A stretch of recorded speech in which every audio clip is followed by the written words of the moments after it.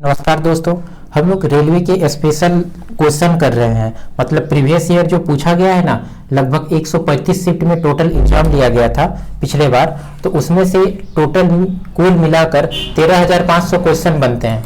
ठीक है, कुल मिलाकर 13,500 क्वेश्चन बनते हैं। 135 शिफ्ट में टोटल ग्रुप डी का एग्जाम हुआ था। तो 13,500 क्वेश्चन टोटल को हम लोग डिस्कस करेंगे। हम लोग जानेंगे कि किस तरह से आगे एग्जाम में क्वेश्चन पूछे जाएंगे और किस तरह से एग्जाम होगा, ताकि नए शिफ्ट में जो क्वेश्चन बनाए जाएंगे उसको कैसे डील किया जा सके, कैसे ऑप्शन एलिमिनेट किया जा सके।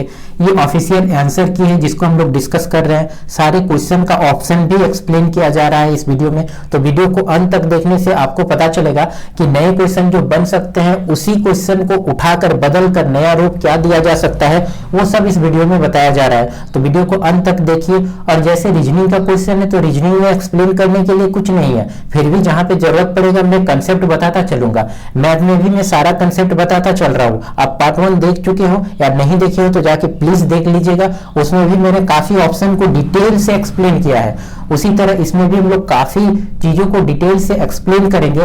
जैसे कि पार्ट 1 में आपने देखा कि एक क्वेश्चन पूछा गया था, उसी से रिलेटेड पार्ट 2 में भी एक क्वेश्चन है, मगर क्वेश्चन को थोड़ा बदल दिया गया है, चेंज कर दिया गया है। किस हिसाब से चेंज किया गया है, कहां पे चेंज किया गया है, वो सब को देखेंगे हम लोग। और नए क्वेश्चन के बारे में सोचेंगे कि किस तरह से आगे के एग्जाम जो हम लोग का ग्रुप डी का होने वाला है वो बेहतर स्कोर कैसे 90 प्लस कर सकते हैं। ठीक है, तो 90 प्लस स्कोर करने के लिए 80 प्लस स्कोर या कट ऑफ से ऊपर उठने के लिए आप लोगों के लिए ये वीडियो बहुत ही बेनिफिशियल होने वाला है। तो वीडियो को अंत तक देखिए। चलिए शुरू करते हैं। पहला क्वेश्चन आपके सामने है, इस क्वेश्चन को सॉल्व कीजिए। देखिए रीजनिंग का क्वेश्चन है और ये पारदर्शी शीट को है, इसको अगर मोड़ दिया जाए तो ये किस रूप में दिखेगा।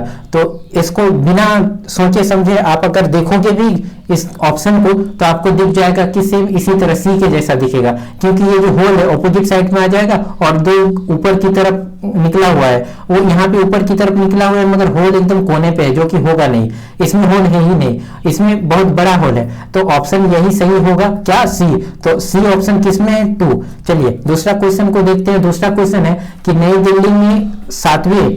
दिल्ली में संपन्न हुआ था 7वें स्मॉल बिजनेस अवार्ड में से किसे स्टार्टअप ऑफ द ईयर 2017 का पुरस्कार दिया गया था। इसे मिल्क बास्केट को दिया गया था 2017 में। देखिए 2019 में नवंबर में एग्जाम स्टार्ट हुआ था, ठीक है, और फरवरी तक चला था, 2020 तक, 2020 तक। तो उसमें भी इसके बीच में भी 2019 में एग्जाम हुआ था। पूछा गया है क्वेश्चन करंट अफेयर का 2016 का, 2017 का और 2018 का। तो 3 साल का करंट अफेयर पूछा गया है। तो इसमें से क्या करंट अफेयर पूछा गया है, सबसे पहले प्राइज रिलेटेड, अवार्ड रिलेटेड, कोई इवेंट हुआ है उससे संबंधित, और प्रेसिडेंट ने अगर कुछ किया है तो उससे संबंधित, किसी को अगर पुरस्कार दिया है, कितने महिलाओं को दिया है, या पद्म विभूषण, पद्म भूषण किसे दिया है, वो सब पूछा गया है। उसके बाद आप इवेंट और प्रधानमंत्री ने क्या किया है उससे रिलेटेड भी पूछा है, पीएम ने। ठीक है, इसके बाद जो बैंक है, विदेशी बैंक जैसे Asian development bank, world bank, ये सब ने भारत के लिए क्या क्या किया है और कितने धनराशि भारत को दिया है किस क्षेत्र में, जैसे रोड बनाने के लिए या कोई चीज को निर्माण करने के लिए, डैम बनाने के लिए। तो उससे रिलेटेड क्वेश्चन पूछा जा रहा है। तो करंट अफेयर जब भी पढ़ो तो ये सब चीजों को ध्यान में रखना है। चलिए नेक्स्ट क्वेश्चन देखते हैं। देखिए ये रीजनिंग का क्वेश्चन है। स्पंदन राजू की बहन है। स्पंदन है एक फीमेल जो कि राजू की बहन है। ठीक है, राजू की बहन है। राजू के पिता की बहन स्पंदन से क्या संबंध है। अब राजू के पिता है, जैसे इसके फादर है, इसकी बहन मान लेते हैं कोई है, ठीक है, कोई एक्स है मान लेते हैं। तो इससे क्या संबंध है, तो अपने पिता की बहन को वो क्या बोलेगी, बुआ बोलेगी। तो इसका आंसर बुआ हो जाएगा। सिंपल सा आंसर है। क्वेश्चन नंबर 4 देखते हैं। देखिए डिस्टेंस पूछा जा रहा है इसमें, ठीक है। 10 kilometre per hour, 10 kilometre per hour गति से चलने पर मधु अपने विश्वविद्यालय 15 मिनट देरी पर पहुंचती है। कितना मिनट देरी पर पहुंचती है, 15 मिनट देरी पर पहुंचती है। उसके बाद फिर उसमें ज्यादा जब लेट हो गया तो उसने अपना जो स्पीड है वो बढ़ा दिया। अगली बार 2 किलोमीटर बढ़ा दिया, पर आवर बढ़ा दिया। तो परंतु फिर भी वो 5 मिनट देरी से पहुंचती है। तो इसे घर से विश्वविद्यालय की दूरी कितनी है ये पूछा जा रहा है। तो इसका सिंपल सा जो डिस्टेंस है S1 S2 मल्टीप्लाई करेंगे, डिफरेंस निकालेंगे, इन दोनों का गुने टाइम डिफरेंस डिवाइड बाय 60 हो जाता है। तो क्या है 10 किलोमीटर फिर 12 किलोमीटर, दोनों के बीच डिफरेंस क्या है, दोनों के बीच डिफरेंस 2 है। और इनटू टाइम का डिफरेंस क्या है, देखिए सबसे पहले ये 15 मिनट लेट पहुंच रहा था, अब 5 मिनट लेट, तो इन दोनों के बीच अंतर क्या हो जाएगा, 10 मिनट का गैप हो जाएगा। तो 10 मिनट का गैप ले लीजिए आप, आवर के लिए 60 से डिवाइड कर दीजिएगा, डिस्टेंस निकल जाएगा। देखिए इसको काटिए, 5 से कट जाएगा, ये 5 2 से कट जाएगा, ये 2 इस 2 से कट जाएगा, बचा कितना 10, तो 10 किलोमीटर आंसर हो जाएगा। एग्जाम में बनाने का ये तरीका है। इसके बावजूद अगर आपको बेसिक से जानना है तो आप इस तरह से कर सकते हो, जैसे स्पीड, टाइम और डिस्टेंस, इन दोनों का मल्टीप्लाई करके डिस्टेंस निकल जाएगा। तो पहले 10 किलोमीटर स्पीड था और टी प्लस 15 मिनट लग रहा था, इसको आवर में चेंज कर दीजिए, ठीक है। दूसरी बार 12 किलोमीटर था और इंटू करना पड़ेगा किसे, T plus 5 minute by hour में चेंज कर दीजिए, इज इक्वल टू डिस्टेंस, और इज इक्वल टू डिस्टेंस आ जाएगा। इन दोनों को ऊपर और नीचे, इन दोनों को जब इक्वल करोगे तो इक्वल करने पर आपका टी आ जाएगा। टी आ जाने के बाद आपका स्पीड आपको 10 किलोमीटर दिया है, टी से मल्टीप्लाई कर देना है, आपका आंसर आ जाएगा। क्योंकि इन दोनों के बीच 1 आएगा, टाइम 1 आवर आ जाएगा। आप सॉल्व कीजिएगा तो आपको टी यहाँ से दोनों इक्वेशन में आप सॉल्व कीजिएगा तो T is equal to 1 hour मिलने वाला है। तो इस तरह से आपका 10 किलोमीटर आंसर आ जाएगा इस क्वेश्चन में, ठीक है। चलिए आगे बढ़ते हैं, हम लोग दूसरा क्वेश्चन देखते हैं। 5वां नंबर क्वेश्चन है। देखिए ये क्वेश्चन पूछा गया है और कुछ कथन दिए गए हैं, उस बताना है उसमें कि कौन सा कथन सत्य है, पर्याप्त है, नहीं है। सबसे पहले क्वेश्चन को देखते हैं, प्रश्न में क्या लिखा गया है। प्रश्न है कि एम के एन और के एक पंक्ति में खड़े हैं, निम्नलिखित जानकारी के आधार पर यदि हम सबसे छोटे से सबसे लंबे में व्यवस्थित करते हैं तो सबसे अंत में कौन खड़ा होगा, सबसे अंत में कौन खड़ा होगा ये पूछा जा रहा है।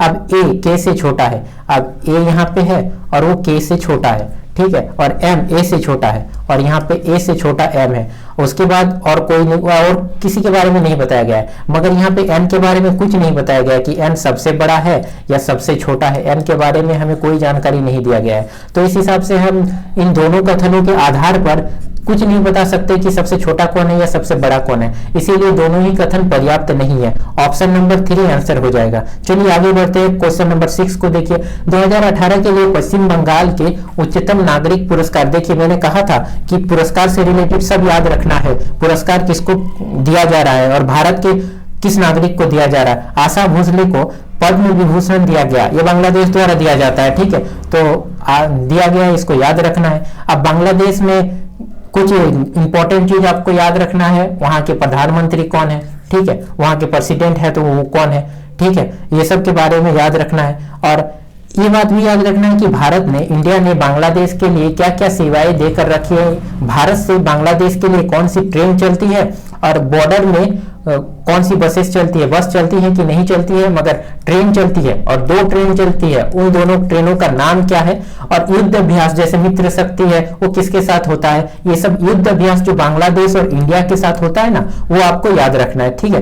तो ये बात आप लोग जान लीजिएगा और जानकारी रखिएगा, क्योंकि ये सब क्वेश्चन आगे पूछा गया है और मैं उसे एक्सप्लेन भी करूंगा जब वो क्वेश्चन आएगा। मैंने पहले इसलिए बता दिया क्योंकि इस वीडियो में वो क्वेश्चन नहीं है, मगर आप लोगों को याद रखना है ताकि रिवीजन हो जाए, ठीक है। चलिए आगे बताता हूं मैं। 7वां नंबर क्वेश्चन, विषम को चुनना है। अब इसका ऑपोजिट ये है, इसका ऑपोजिट ये है, मगर इसका ऑपोजिट ये नहीं है, तो यहीं पे आंसर ये हो गया, आगे देखना भी नहीं है। फिर भी आप देख सकते हैं इसका ऑपोजिट ये भी सही होगा, मगर ऑप्शन ये गलत हो जा रहा है यहाँ पे, इसीलिए इसका सही आंसर हो जाएगा ऑप्शन नंबर 4C।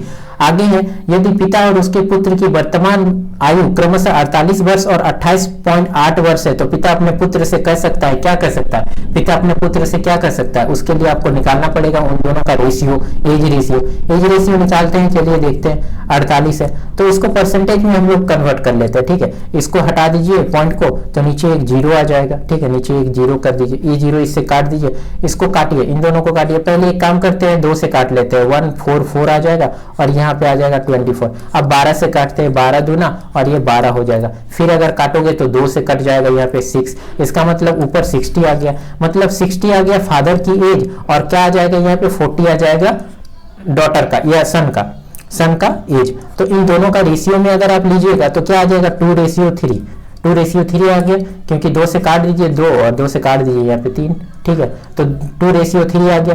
2:3 क्या हो जाएगा, 2/3, 2/3 हिस्सा हो जाएगा उसका। पिताजी कह सकता है कि मेरी आयु तुम्हारी वर्तमान आयु का 2/3 है, ठीक है, आंसर नंबर क्या हो जाएगा 2/3। चलिए आगे का क्वेश्चन देखते हैं। 1939 में सुभाष चंद्र बोस द्वारा शुरू की गई पार्टी का नाम क्या था? अब देखिए, शुरू की गई पार्टी का नाम पूछा जा रहा है सुभाष चंद्र बोस ने, तो यहाँ पे बहुत सारे स्टूडेंट कंफ्यूज हो जाएंगे कि सुभाष चंद्र बोस ने आजाद हिंद फौज की स्थापना की थी। यहाँ पे तो ऑप्शन में नहीं है, हालांकि आजाद बांग्ला फौज है, ठीक है ना। तो आजाद हिंद फौज की स्थापना सुभाष चंद्र बोस ने नहीं किया था। सुभाष चंद्र बोस ने ऑल इंडिया फॉरवर्ड ब्लॉक की स्थापना किया था। कब किया था? 1939 में। देखिए, सबसे पहले इस क्वेश्चन को आप समझिए, 1939 में उसने बोल दिया, जबकि रेलवे में ही पूछा गया है कि सुभाष चंद्र बोस ने किस वर्ष ऑल इंडिया फॉरवर्ड ब्लॉक की स्थापना की थी। उसमें आपको 1939 जवाब देना था, ठीक है। तो उस तरह से दूसरा शिफ्ट में ये पूछा गया है, तो इस क्वेश्चन में ये पूछा गया है कि 1939 में। तो क्वेश्चन को पढ़ते हुए भी आपको ये ध्यान रखना है कि किस वर्ष में उसको नोट करते हुए चलना है, ताकि आपको नेक्स्ट क्वेश्चन जब आप बनाओ तो उसमें आपको दिक्कत ना हो, ठीक है। तो 1939 के बारे में आपने जान लिया कि सुभाष चंद्र बोस ने ऑल इंडिया फॉरवर्ड ब्लॉक की स्थापना किया था। वहीं अगर बात करें कि जो आजाद हिंद फौज, यहाँ पे अगर हिंद बोलते हैं, हिंद फौज, इसकी स्थापना कौन किया था? तो इसका मोहन सिंह ने इसकी स्थापना किया था। भारतीय कम्युनिस्ट पार्टी और भारतीय सोशलिस्ट पार्टी के बारे में अगर बात करें तो भारतीय कम्युनिस्ट पार्टी की स्थापना एम.एन. रॉय ने किया था। किसने किया था? एम.एन. रॉय। और यहाँ पे भारतीय सोशलिस्ट पार्टी का जयप्रकाश नारायण द्वारा किया गया था, ठीक है। तो इस सब के बारे में आपको जानकारी रखनी है। आगे चलते हैं, क्वेश्चन नंबर 10 देखते हैं। देखिए, रीजनिंग का क्वेश्चन है। अब एफ जो है एस और डी का पिता है। एफ ऊपर रहेगा और इसके जो बेटा होगा या बेटी होगी वो एस और डी का पिता है। डी की बुआ क्या कौन हो जाएगा? इसकी बहन हो जाएगी। ये पिता है, प्लस आ जाएगा, इसकी बहन है, ठीक है। अगर भाई बहन को हम लोग सिंगल एरो से दिखाते हैं और हस्बैंड वाइफ को हम लोग डबल एरो से दिखाते हैं, ठीक है। तो यहाँ पे कोई एक्स होता तो डबल एरो से हम दिखाते, ठीक है, अगर हस्बैंड वाइफ का रिलेशन है तो। और अगर न्यू जनरेशन है तो न्यू जनरेशन को नीचे दिखाते हैं और उससे ऊपर वाला जनरेशन को हम लोग ऊपर दिखाते हैं। तो डी बुआ होगी, ठीक है, डी की बुआ की बेटी, अब इसकी बेटी है, इसकी बेटी न्यू जनरेशन में यहाँ पे आ जाएगी, कौन? ई है, तो इसकी कजन सिस्टर होगी, ठीक है। तो एफ का ई से क्या संबंध है? अब एफ का संबंध पूछा जा रहा है ई से, तो ई के बारे में नहीं, एफ के बारे में बोलना है। तो एफ कौन होगा? एफ को ई क्या बोलेगी? मामा बोलेगी, क्योंकि मम्मी का भाई मामा हो जाएगा आंसर। चलिए दूसरा नंबर क्वेश्चन देखते हैं। मछलियों के हृदय में डैश कक्ष होते हैं? 2 कक्ष होते हैं, मानव में 4 होते हैं, ठीक है। ये बात सिंपल आंसर है, इसको एक्सप्लेन करने की जरूरत नहीं है। चलिए 12 नंबर क्वेश्चन देखिए कि किसी तत्व के समस्थानिक का द्रव्यमान 298 है, मतलब द्रव्यमान संख्या आपको दिया गया है और न्यूट्रॉन की संख्या दिया है, तो परमाणु संख्या निकालना है। परमाणु संख्या क्या हो जाता है? परमाणु संख्या क्या हो जाएगा? परमाणु संख्या हो जाएगा आपका द्रव्यमान संख्या माइनस नाभिक में न्यूट्रॉन की संख्या। अगर इन दोनों को माइनस कर दोगे, जैसे 298 में माइनस 189 करोगे तो क्या आएगा? 109 आ जाएगा। यही आंसर है, ठीक है। तो परमाणु संख्या कैसे निकाला जाता है वो आपको पता होना चाहिए। द्रव्यमान संख्या में न्यूट्रॉन की संख्या माइनस कर देने से परमाणु संख्या आ जाएगा। वहीं कहीं द्रव्यमान संख्या पूछ ले और परमाणु संख्या दिया हो, न्यूट्रॉन की संख्या दिया हो, दोनों को ऐड कर देना है, आ जाएगा। चलिए नेक्स्ट क्वेश्चन देखिए, 13 नंबर क्वेश्चन है। कथन और धारणाएं दिया गया है। कथन में क्या कहा गया है कि सभी जंतु, पौधे और जानवर पारिस्थितिक तंत्र और जैव विविधता के अंग है। ये सभी सम्मिलित रूप से पर्यावरण के संरक्षण में योगदान देते हैं। और इसका अवधारणा पढ़िए। अवधारणा के बारे में क्या बताया गया है आप थोड़ा पढ़िए, मैं थोड़ा बैटरी चार्ज कर लेता हूं।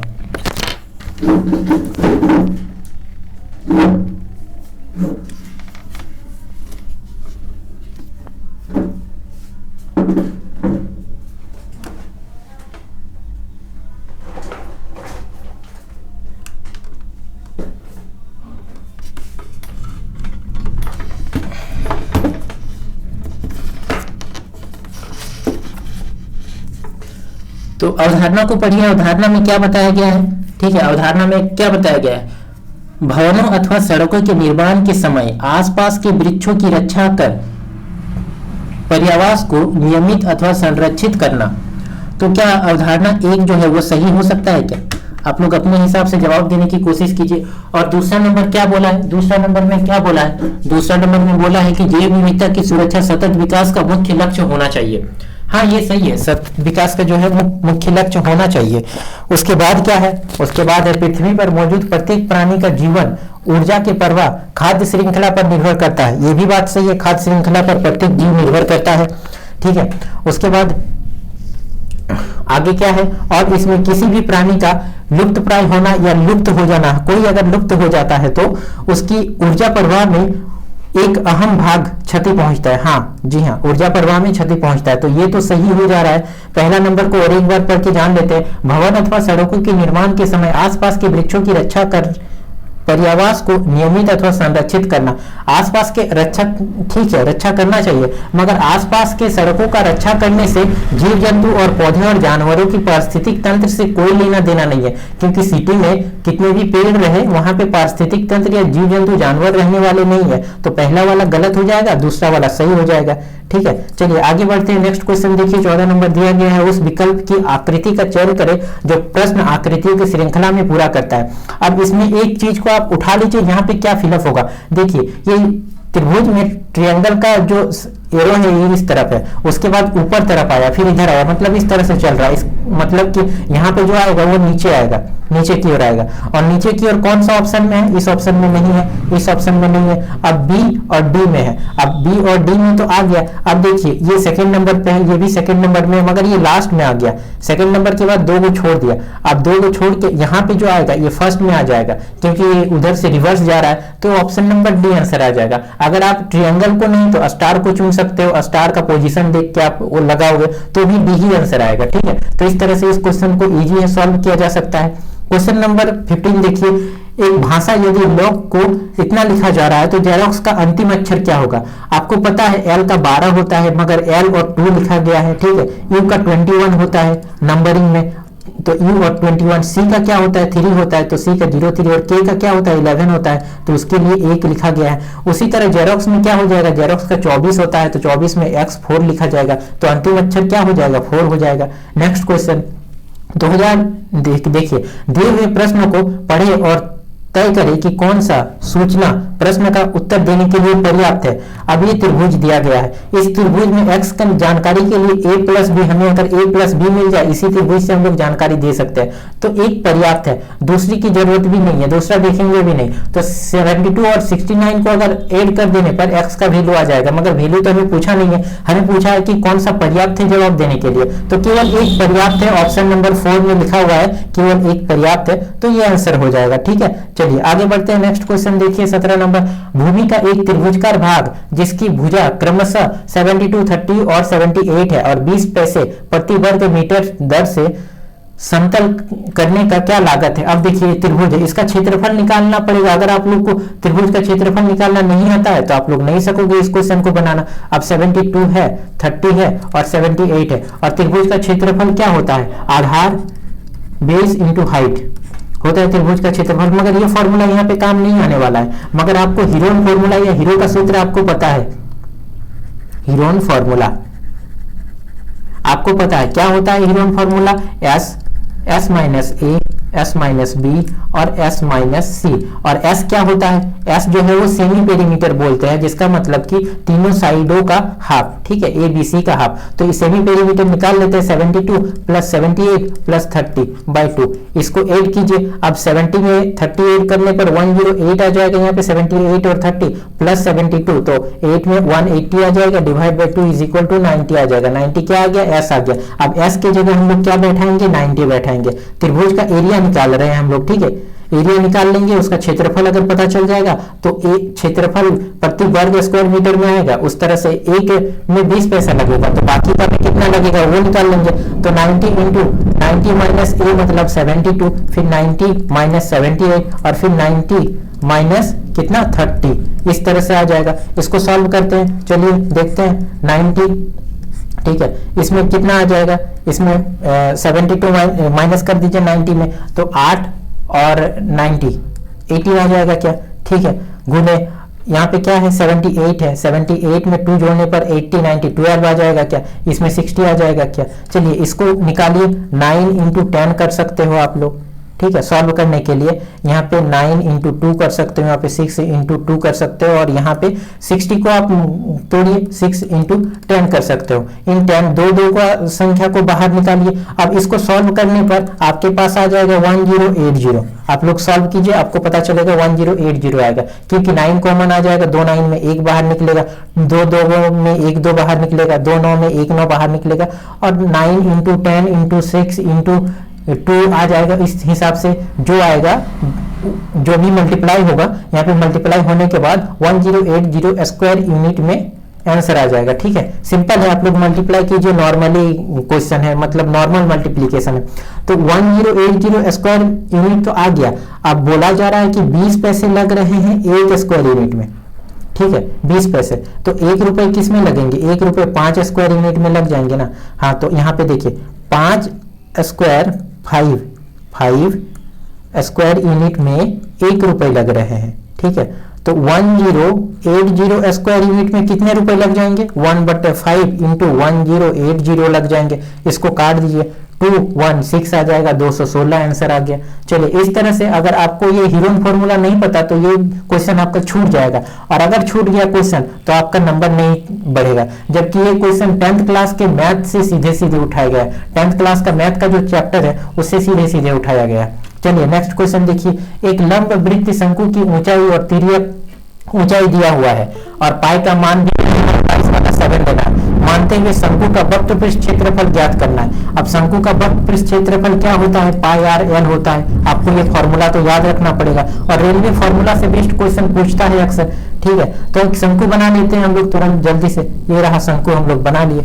अब इस शंकु का जो तिर्यक ऊंचाई है वो कितना दिया हुआ है? 25 दिया हुआ है, और ये इसकी जो हाइट है ये 24 दिया हुआ है। ठीक है, तो हमें आर पहले निकालना पड़ेगा। आर क्या हो जाएगा यहाँ पे? आर यहाँ पे अगर हम निकालते हैं तो √25 का स्क्वायर माइनस 24 का स्क्वायर हो जाएगा। तो इसको सॉल्व कीजिए। 25 25 625 होता है, और 5 7 6 होता है 24 का स्क्वायर। आपको अगर स्क्वायर रूट नहीं पता तो आपको थोड़ा कम से कम 1 से लेकर 30 तक याद करना होगा, तब जाके आपका रेलवे में टाइम बचेगा क्वेश्चन बनाने के लिए। तो यहाँ पे आ जाएगा, दोनों को माइनस करने पर 49 आ जाएगा। 49 को बाहर निकालने पर 7 आ जाएगा, मतलब रेडियस आपके पास 7 आ गया। अब पाई की जगह 22/7 लिखिए, आर की जगह 7 लिखिए, और एल की जगह 25 दिया हुआ है। इसको सॉल्व कीजिए तो आपका पृष्ठ क्षेत्रफल आ जाएगा। तो 7 कट जाएगा, और 22 गुने 25, इसको 25 गुना 50 का 0 होता है, हाथ में 5, 25 गुना 50 और 5 55 हो जाएगा। कितना हो गया?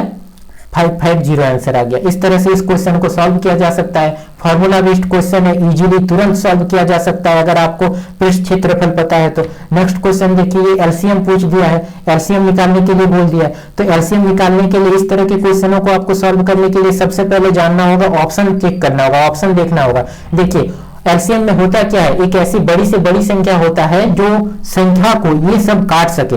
तो इसको देखिए, ये 4 से मल्टीप्लाई है तो सभी तो 4 से मल्टीप्लाई हो रहा है, मगर ये मल्टीप्लाई 4 से नहीं हो रहा है। 4 का डिविजिबिलिटी रूल आपको पता है, अगर अंतिम के 2 अक्षर 4 से डिवाइड ना हो तो पूरा संख्या 4 से डिवाइड नहीं होगा। तो ये तो ऑप्शन कट गया तुरंत। अब बचा 3 ऑप्शन, ये सब 4 से मल्टीप्लाई हो रहा है, मगर यहाँ पे आ रहा है 9।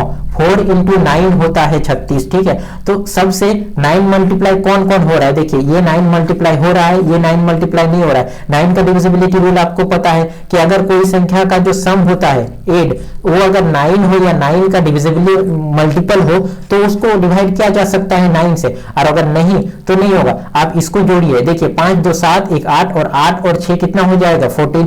14 9 से डिविजिबल है क्या? 9 का मल्टीपल है क्या? नहीं है, तो ये ऑप्शन कट गया। अब 2 ऑप्शन तो कट गया, अब बच्चा 2 ऑप्शन। इन दोनों ऑप्शन में एक ऑप्शन को चेक कीजिए, बाकी देखिए सबसे छोटा हमें यही लग रहा है, तो इसको 52 से चेक कर लेते हैं। तो 52 से अगर 8 बार में जाएगा, 8 दूना 16 का 6 हाथ में 1, 8 5 40 और 41, तो बचा रिमाइंडर कितना? 16। रिमाइंडर जब बच ही गया तो एलसीएम लेने का मतलब क्या है? मतलब एलसीएम में रिमाइंडर बचता नहीं है, तो इसका ये भी नहीं होगा, तो तीनों ऑप्शन कट गया, तो बचा यही आंसर। तुरंत जवाब देना है और आगे बढ़ना है। चलिए देखिए इस क्वेश्चन को देखिए कि एथेन के बारे में बोला गया है, विद्युत डायट क्रॉस संरचना कौन सी है? तो मेथेन में एक कार्बन होता है, ये तो नहीं होगा, ये तो एथनाइन हो जाएगा, मतलब ट्रिपल बॉन्ड है, 2 बॉन्ड वाला होगा इथेन में। ठीक है, मेथेन में एक बॉन्ड हो, मेथेन में एक कार्बन होता है, इथेन में 2, प्रोपेन में 3 होता है। ठीक है, 3 कार्बन होता है, इथेन में 2 होता है। तो इस तरह जब एथेन है तो ये 2 गो कार्बन तो होगा ही, तो 2 गो कार्बन में विद्युत डायोड के बारे में पूछा गया है तो 2 गो बिंदु डबल बॉन्ड वाला, आंसर 3 आ जाएगा ऑप्शन नंबर। चलिए आगे बढ़ते हैं। 90 ऑस्कर अवार्ड में से किस मूवी को द बेस्ट पिक्चर अवार्ड दिया गया था? द शेप ऑफ वाटर को दिया गया था। अब ये करंट अफेयर का क्वेश्चन है, इसको आपको याद रखना है। 90 के बारे में तो द शेप ऑफ वाटर है, तो आपको 91 के बारे में जानना है। 91 के बारे में कौन सा मूवी को दिया गया था ये भी आपको जानना पड़ेगा। 91 के बाद आपके पास आ जाता है ऑप्शन 92। 92 में किसे दिया गया था ये भी आपको अभी दिया गया है। और हाल ही में लगभग पिछले महीना नहीं, लगभग 15 दिन पहले ही ऑस्कर अवार्ड नॉमिनेट, कौन कौन ऑस्कर किसे नॉमिनेट किया गया है, किसे दिया गया है, इसका अनाउंस हो गया है। तो करंट अफेयर के तौर पर आपको उसे भी याद रखना होगा। जबकि आप यहाँ पे देखोगे तो 91 ग्रीन बुक को दिया गया था। किसे? Green book. वही 92 किसे दिया गया था? 92 की बात करें जोकर को दिया गया था, जोकर को, ठीक है, तो इसे दिया गया था। इस तरह से 93 को आपको याद रखना है, ठीक है। आप खुद इसको सर्च करो और याद रखो क्योंकि एग्जाम में पूछा जा सकता है कुछ भी। नेक्स्ट क्वेश्चन देखते हैं। देखिए, लेंस बनाने के लिए निम्नलिखित में से किसका प्रयोग नहीं होता है? सिंपल सा आंसर है, पानी का होता है, कांच का होता है, मिट्टी का उपयोग लेंस बनाने में नहीं होगा, प्लास्टिक का होता है। नेक्स्ट क्वेश्चन देखिए, दर्पण। अब दर्पण के बारे में मैंने पिछला वीडियो में भी बताया था कि अगर इधर फिलअप है और इधर खाली है तो मिरर के ऑपोजिट साइड फिलअप वाला सामने आ जाएगा, खाली वाला सामने दूर चला जाएगा। अब ये जो है फिलअप वाला, ये फिलअप वाला तो सामने ही रहेगा, खाली वाला दूर जाएगा। उसके बाद जो फिलअप वाला है वो सामने रहेगा और खाली वाला दूर रहेगा, यहाँ पे फिलअप वाला रहेगा। इस तरह से आप यहाँ पे देखोगे तो ऑप्शन नंबर ए मैच खा रहा है। इसमें तो तीनों फिलअप है और इसमें 2 गो फिलअप है। ये तो वैसे ही कट जा रहा है, इसमें भी 3 गो फिलअप है, ये वैसे ही कट जा रहा है, इसमें 1 गो फिलअप है, इसमें 2 गो फिलअप है। ऑप्शन देख के भी आप लोग इसको जवाब दे सकते हो, ठीक है। चलिए, ऑप्शन नंबर 4 में ए है, इसका सही आंसर हो जाएगा। 24 नंबर है, देखिए a माइनस 1/a दिया गया है और हमें a स्क्वायर प्लस 1/a जानना है। तो इसका सिंपल सा आंसर आपको पता होगा कि 7 का स्क्वायर 49 और प्लस 2 करने से 51 आंसर आ जाएगा, ठीक है। मगर इसको एक्सप्लेन करते हैं, चलिए देखते हैं। a minus 1/a is equal to 7 है, इसका होल स्क्वायर करो, दोनों तरफ इसका होल स्क्वायर करो तो क्या हो जाएगा? a स्क्वायर, इसको a square plus 1/a square b square minus 2ab होता है ना, 2ab होता है ना, तो ये लिख देना है, यहाँ पे 49 लिख देना। ये a और 1/a तो कट जाएगा, तो a square plus 1/a is equal to 49 और ये माइनस जो है इक्वल टू के उधर जाके प्लस हो जाएगा, तो प्लस होने पर 51 दोनों ऐड होके आ जाएगा क्या? तो आंसर नंबर क्या हो जाएगा? 51, 51 ऑप्शन 1 में है। चलिए नेक्स्ट क्वेश्चन देखते हैं। धातुओं के किस गुण के कारण उसे पत्थर या फाइल बनाने में आसानी होती है? देखिए, अगर कोई भी धातु है उसको अगर पीटिएगा तो वो चादर का रूप ले लेती है। वो किसके कारण? आघातवर्धनीयता के कारण, ठीक है। चालकता का काम क्या है? इलेक्ट्रिसिटी कंडेंसर बोलते हैं, मतलब इलेक्ट्रिक करंट प्रवाह होती है कि नहीं होती है, पदार्थ की पहचान उससे किया जा सकता है, ठीक है, उसे चालकता कहा जाता है। तो धातुओं में होता है। तन्यता मतलब कोई भी धातु को खींच के तार बनाया जा सकता है। एक ऑप्शन आप खुद सर्च कीजिए, एक ऑप्शन के बारे में मैं नहीं बताऊंगा। चलिए आगे बताता हूं मैं। 26 नंबर, प्राकृतिक संख्या के बारे में 9, 10, 12 और 15 विभाजित किया जाता है तो प्रत्येक में 3 शेष बचता है।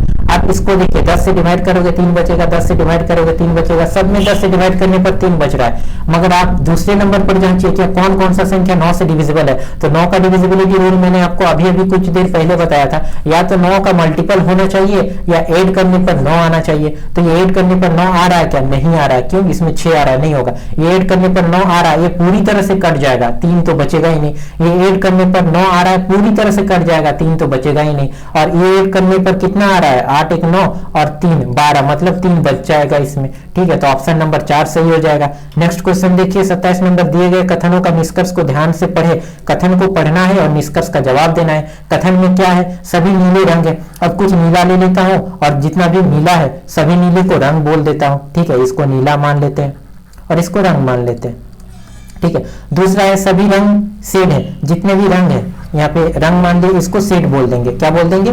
शेड बोल देंगे। रंग जो जितना है शेड है। अब सभी नीले शेड है, अब जितने भी नीले हैं वो शेड है क्या? हाँ, शेड के भीतर ही नीला आया है तो ये सही हो जाएगा, पहला सही हो जाएगा। दूसरा है कुछ शेड रंग है। अब कुछ शेड, ये जो शेड है, ये पूरा एरिया जो शेड है उसमें से ये जो भीतर का भाग है रंग वाला, वो तो रंग है ना, शेड में रंग आता है, तो दूसरा भी सही हो जाएगा। चलिए ये ऑप्शन भी सही हो गया।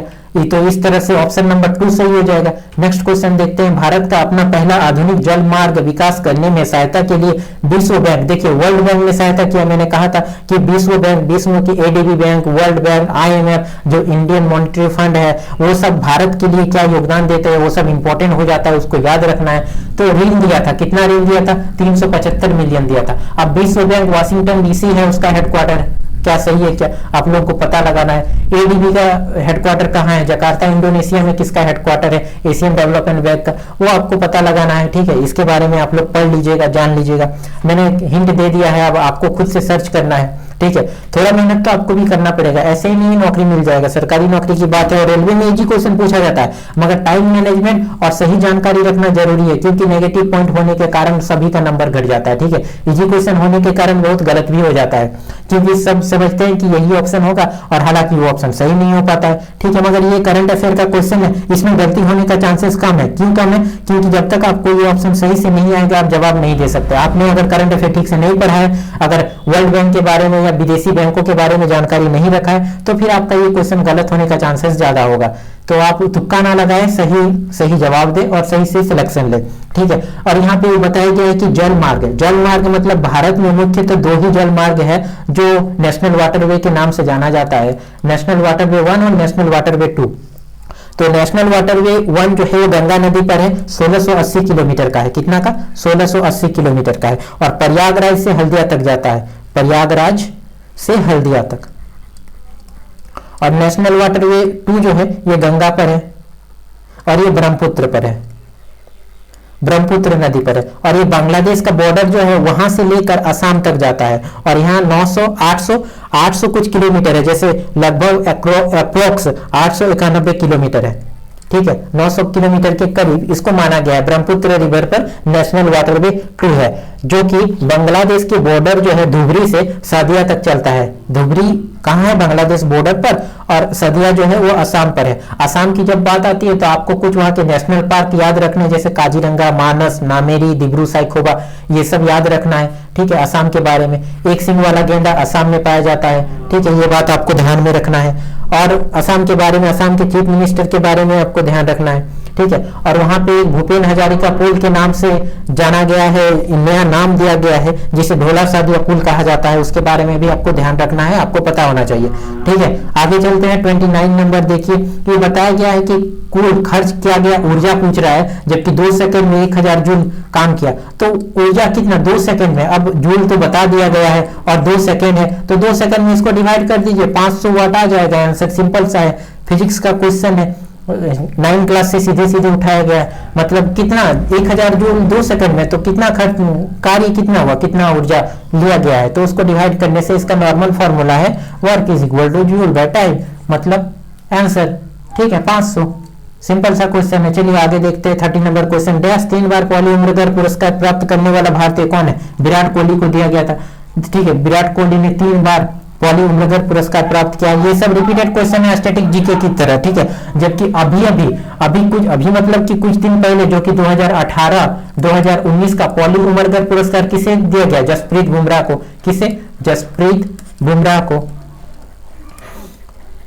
इसे दिया गया था, ठीक है। आगे चलते हैं नेक्स्ट क्वेश्चन। आधुनिक पावर सारणी में समूह 18 में किस तत्व को, नोबल गैस को रखा गया है समूह 18 में, मगर यह क्वेश्चन गलत है। चलिए आगे देखिए। प्रत्येक माह कृतिका अपनी आय का 30% किराए में और शेष का, देखिए 30%, और फिर बचा जो है उसका शेष का 60%। 30% 3/10 होता है, और 60% को अगर आप परसेंटेज में कन्वर्ट करोगे, तो अगर नहीं आता आपको तो इस तरह से कर सकते हो, परसेंटेज की जगह बाय 100 लिख सकते हो। 0 से 0 काट दो, इसको 2 से काटो 3 बार में, इसको 2 से काटो 5 बार में, मतलब क्या हो जाएगा? 3/5 हो जाएगा। तो 10 रुपए है, 3 रुपए खर्चा कर दिया तो 7 रुपए बचा। अब दूसरी बार शेष में 5 रुपए है मान लेते हैं, और 3 रुपए खर्चा कर दिया तो 2 रुपए बचा। अब इसके पास क्या है? 50 रुपए उसका इनकम था, 14 रुपए खर्च कर दिया, तो कितना उसमें प्रत्येक माह 63,000 की बचत करता है। ये इसका बचत है 6300, इतना यूनिट मान लीजिए आप, ठीक है। तो ये इतना बचत है, तो 50 बराबर क्या हो जाएगा? तो 6300 डिवाइड बाई 14 इंटू 50। अब इसको सॉल्व कीजिए। सॉल्व 7 9 से काट दीजिए, इसको 7 2 से काट दीजिए, ठीक है। और उसके बाद फिर 2 को इससे काट सकते हो, 4 5 जीरो से। आप 450 को 50 से मल्टीप्लाई कीजिए, 450 लिखिए यहाँ पे और यहाँ पे 50 लिखिए, इन दोनों को मल्टीप्लाई कीजिए। इन दोनों को मल्टीप्लाई करने पर आपके पास क्या आ जाएगा, 0 0, फिर आ जाएगा यहाँ पे आपका 5 और फिर 22। ठीक है, मल्टीप्लाई करने पर इतना आ जाता है। देखिए ऑप्शन किसमें, ऑप्शन नंबर 3 में आंसर ये आपका आ गया। चलिए नेक्स्ट क्वेश्चन देखिए, एक आयत की लंबाई चौड़ाई अनुपात दिया हुआ है और उसका परिमाप दिया हुआ है।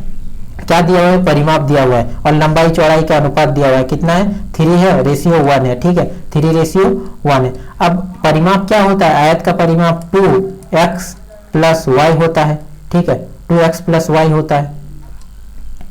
अब ये क्या दिया गया है, 96 है, मगर यहाँ पे x और ये x मान लेते हैं, लंबाई और चौड़ाई कितना है, 4x, दोनों को जोड़ देंगे तो ये आयत है। ठीक है, इसकी ये 3 है, मान लिए ये 1 है। ठीक है, मगर ये 3 किसी से मल्टीप्लाई है, रेशियो में है ना, तो इसीलिए किसी से ना किसी से मल्टीप्लाई है, तो लंबाई और चौड़ाई दोनों का एड होता है ना, परिमाप निकालने पे 2 गुना होता है, दुगना जोड़ का, तो यहाँ पे 4 हो जाएगा x प्लस वाई की जगह, तो यहाँ पे 4x लिख सकते हो, मल्टीप्लाई 2 इज इक्वल टू 96 लिख सकते हो। अब 4x इज इक्वल टू आप सीधा यहाँ पे कितना लिख सकते हो, 4 और 8 48 लिख सकते हो। x इज इक्वल टू कितना आ जाएगा, 12 आ जाएगा। आप पूछा है लंबाई कितना है, 3x है, 3 गुने 12 इज इक्वल टू 36। बहुत कोई x निकालता है और x 12 ऑप्शन में क्लिक करके आगे बढ़ जाता है, जबकि ऐसा नहीं करना है आपको, क्वेश्चन पढ़ना है ठीक से। लंबाई पूछा जा रहा है, लंबाई 3x है, 3x की जगह 12 रखना है, 36 आंसर होगा। ठीक है, इस तरह से क्वेश्चन को सॉल्व करना है। अब धातु की विद्युत प्रतिरोधकता, प्रतिरोधकता रेसिस्टेंट मतलब R, इसका ऐसा यूनिट क्या होता है, ऐसा यूनिट ओम होता है। ठीक है, इस तरह से डिनोट किया जाता है ओम को। अब प्रतिरोध किसमें सबसे ज्यादा होगा, जिसमें इलेक्ट्रिसिटी की प्रवाह कम होगा। अब सिल्वर में इलेक्ट्रिसिटी प्रवाह ज्यादा होता है, सबको पता है, इसका मतलब रेसिस्टेंस प्रतिरोध जो है सबसे कम होगा, इलेक्ट्रिसिटी ज्यादा प्रवाह होगा। तो प्रतिरोध सबसे ज्यादा किसमें होगा, मरकरी में होगा, फिर निकेल में होगा, फिर उसके बाद आएगा लास्ट में जो सिल्वर है वो। तो इस तरह से ऑप्शन ये सही हो जाता है। इसको ऑप्शन से ही, ऑप्शन देखते ही इसको सॉल्व करना पड़ेगा, ऐसे क्वेश्चनों को ऑप्शन से सॉल्व किया जाता है। नेक्स्ट क्वेश्चन है, देखिए दिया गया है जर्मेनियम और सेलेनियम और ब्रोमीन, ये सब के बारे में तो आपको नहीं पता है, ये सब जिसका केमिस्ट्री ऑनर्स होता है उसी सबको पता रहता है, लगभग लास्ट में लोग भी भूल जाता है जो जनरल कंपटीशन की तैयारी में उतरता है।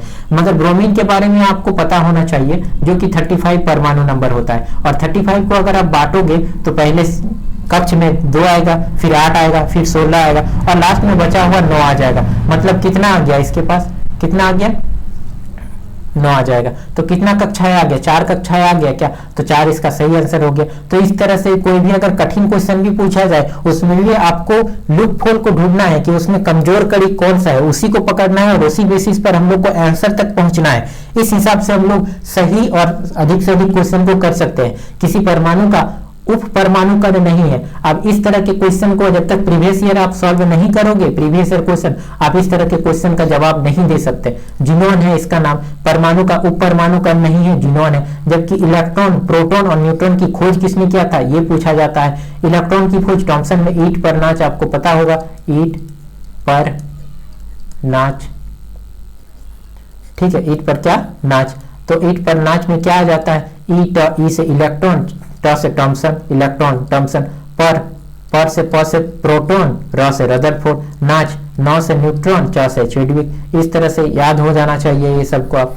ठीक है, जिनोन के बारे में आपको इस क्वेश्चन से पता चलता है। प्रीवियस ईयर क्वेश्चन इसीलिए लगाने जरूरी है, इसी तरह के क्वेश्चन के लिए ये जरूरी है। प्रीवियस ईयर क्वेश्चन पढ़ने से ऐसा होता है ना कि हमें पता चलता है कि हमें बुक में जब चैप्टर पढ़ेंगे तो कहाँ किस क्वेश्चन को अधिक ध्यान देना है, किस क्वेश्चन को कम ध्यान देना है। ठीक है, इसीलिए प्रीवियस ईयर क्वेश्चन जरूरी हो जाता है।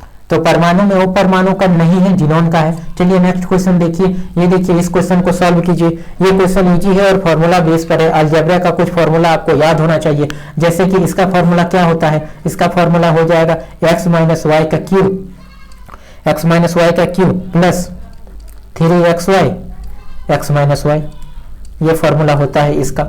ठीक है, सीधा सीधा। मगर हमारे पास x प्लस वाई है, x माइनस वाई नहीं है, तो x प्लस वाई बराबर आपके पास जब 3 है तो x माइनस वाई निकाल लीजिए, इसका होल स्क्वायर कर दीजिए, सबका दोनों का होल स्क्वायर कीजिए ना दोनों तरफ, इसका भी whole square, X square Y square plus 2xy is equal to 9 हो जाएगा।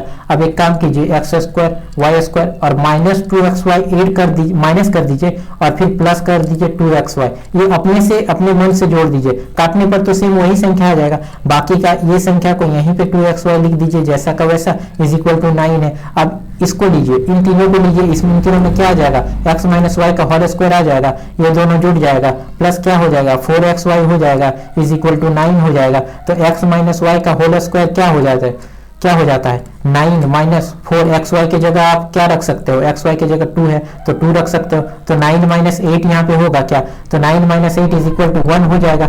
x माइनस वाई का होल स्क्वायर क्या हो गया, x माइनस वाई का होल स्क्वायर जो है वो आपके पास 9 माइनस 8 इज इक्वल टू 1 आ गया। इसका मतलब कि x minus Y is equal to आपके पास 1 आ जाएगा। तो x माइनस वाई आपके पास 1 आ गया। आप इस फॉर्मूला को, ये जो x माइनस वाई आपके पास आया है उसको बैठाना कहाँ है, इसमें बैठाना है, तो 1 का q आ जाएगा आपके पास, ठीक है। फिर प्लस 3xy की जगह क्या है, xy की जगह 2 है तो 3 इंटू 2 हो जाएगा, और x माइनस वाई है तो x माइनस वाई की जगह आपके पास क्या है 1 है तो 1 आ जाएगा, तो 1 प्लस 6 आ जाएगा यहाँ पे, 1 प्लस 6 इज इक्वल टू 7 हो जाता है आंसर। क्या हो जाता है 7, तो इसका सही आंसर 7 हो जाएगा। अगर आपको अलजेब्रा का ये फॉर्मूला नहीं पता है तो आपको प्रॉब्लम हो जाएगी, बनाने में दिक्कत हो जाएगी। वैसे आप अजम्पशन कर सकते हो कि दोनों का मल्टीप्लाई 2 है और दोनों को ऐड करने पर कितना आ रहा है, 3 आ रहा है, तो यहाँ पे आप 2 ले सकते हो, यहाँ पे 1 ले सकते हो, ठीक है। अगर 2 मल्टीप्लाई 1 करोगे तो 2 आएगा। इस तरह से आप अजम्पशन ले सकते हो। इस तरह से ये सेटिस्फाई कर गया तो यहाँ पे आप बैठा सकते हो, x की जगह 2 बैठा दो, x की जगह 2 बैठाने पर 2 का q आ जाएगा, माइनस वाई की जगह 1 बैठाने पर 1 का q आ जाएगा, और दोनों को सॉल्व करोगे तो क्या आ जाएगा, 2 का q 8 माइनस 1 का q 1 is equal to 7।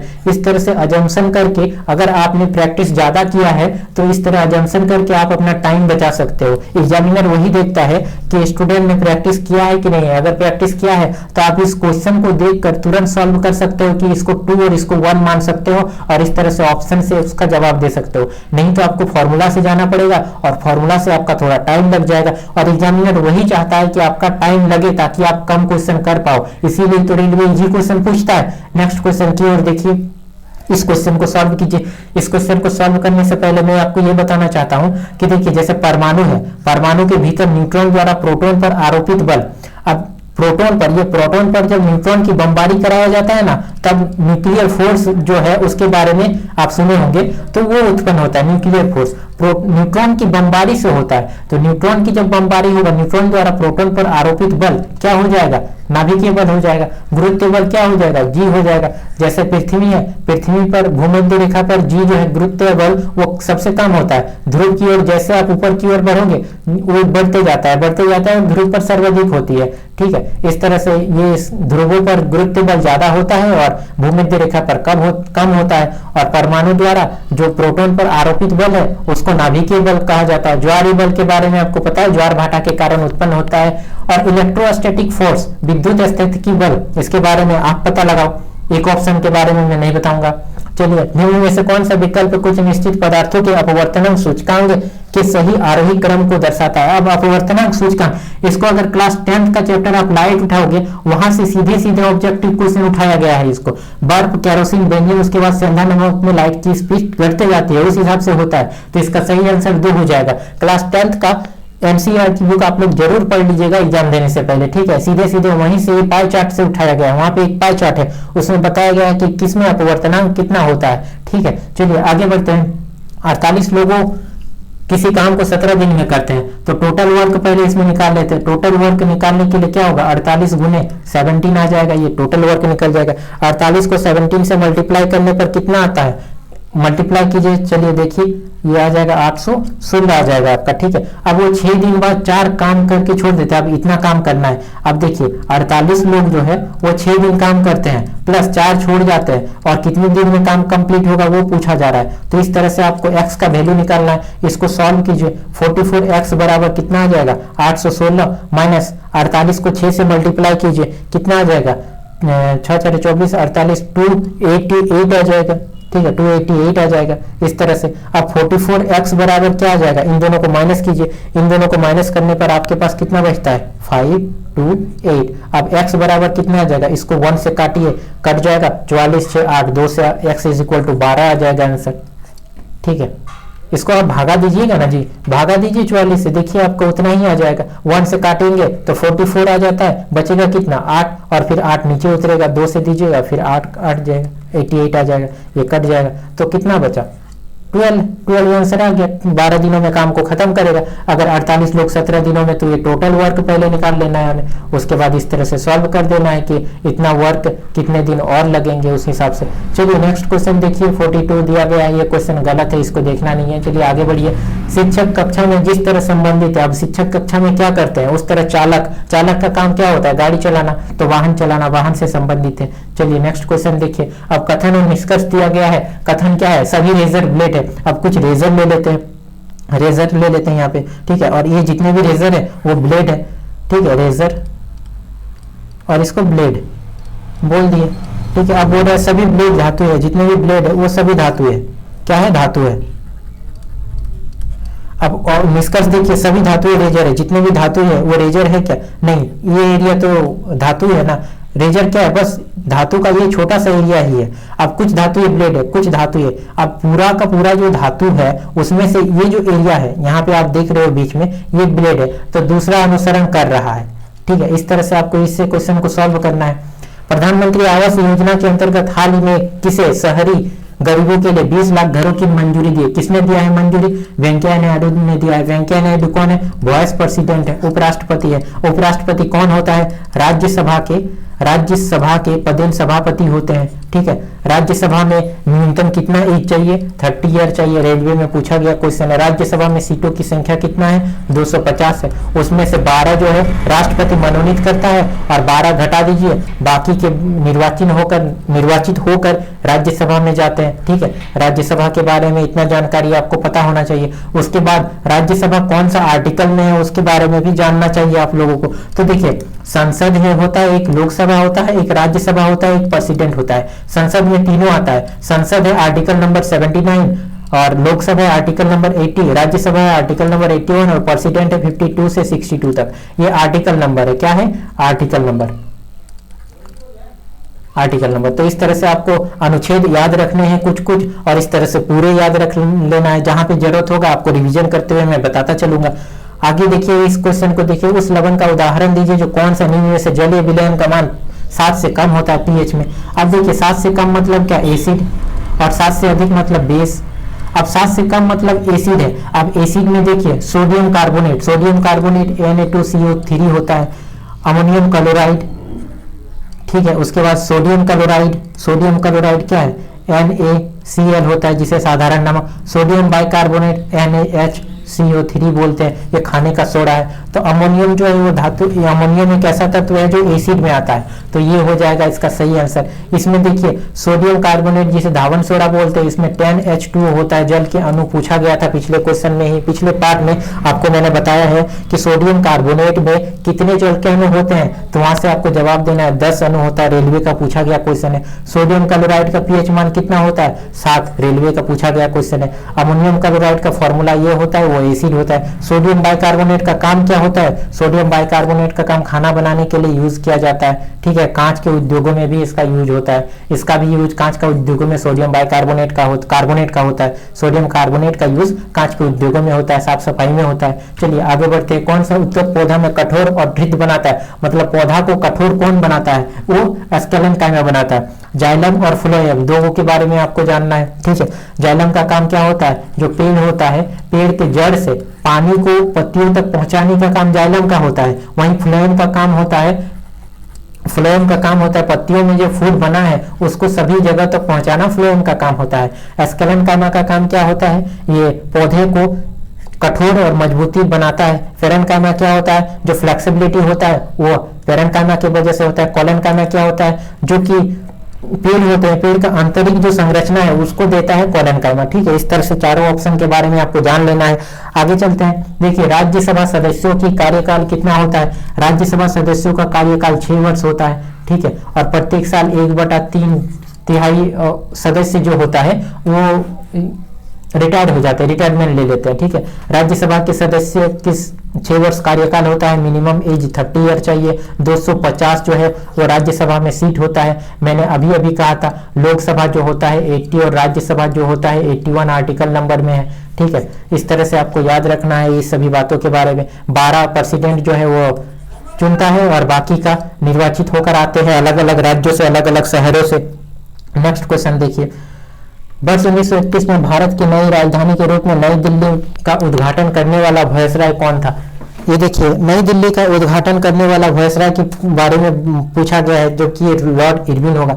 Lord Irwin का कार्यकाल कितना था? लॉर्ड इरविन का कार्यकाल 1926 से 1931 तक था। और इस समय में क्या हुआ था? राजधानी चेंज हुआ था। इस समय में और क्या हुआ था? Simon commission. साइमन कमीशन, जो साइमन कमीशन है 1927 में से 1928 के बीच भारत आया था, जिसके चलते नारा चलाया गया था। यहाँ पर लाठी से मंगल पांडे लाठी से हत्या कर दी गई थी एक जन का। और किसका हत्या कर दिया गया था, इसके बारे में आपको जवाब देना है। अब दांडी मार्च, दांडी मार्च कब से स्टार्ट किया गया था? 12 मार्च से 16 अप्रैल 1930। 12 मार्च से 16 अप्रैल 1930। इसी के कार्यकाल में, लॉर्ड इरविन के कार्यकाल में ये पूछा गया है क्वेश्चन कि दांडी मार्च किसके कार्यकाल में शुरू किया गया था? तो दांडी मार्च 25 दिनों का ये कार्यकाल था। ये भी पूछा गया कितना दिन चला? साबरमती से शुरुआत किया गया था, ठीक है, साबरमती से। ठीक, उसके बाद फिर प्रथम गोलमेज सम्मेलन जो कि लंदन में हुआ था, वो 1930 में हुआ था, इसी के कार्यकाल में।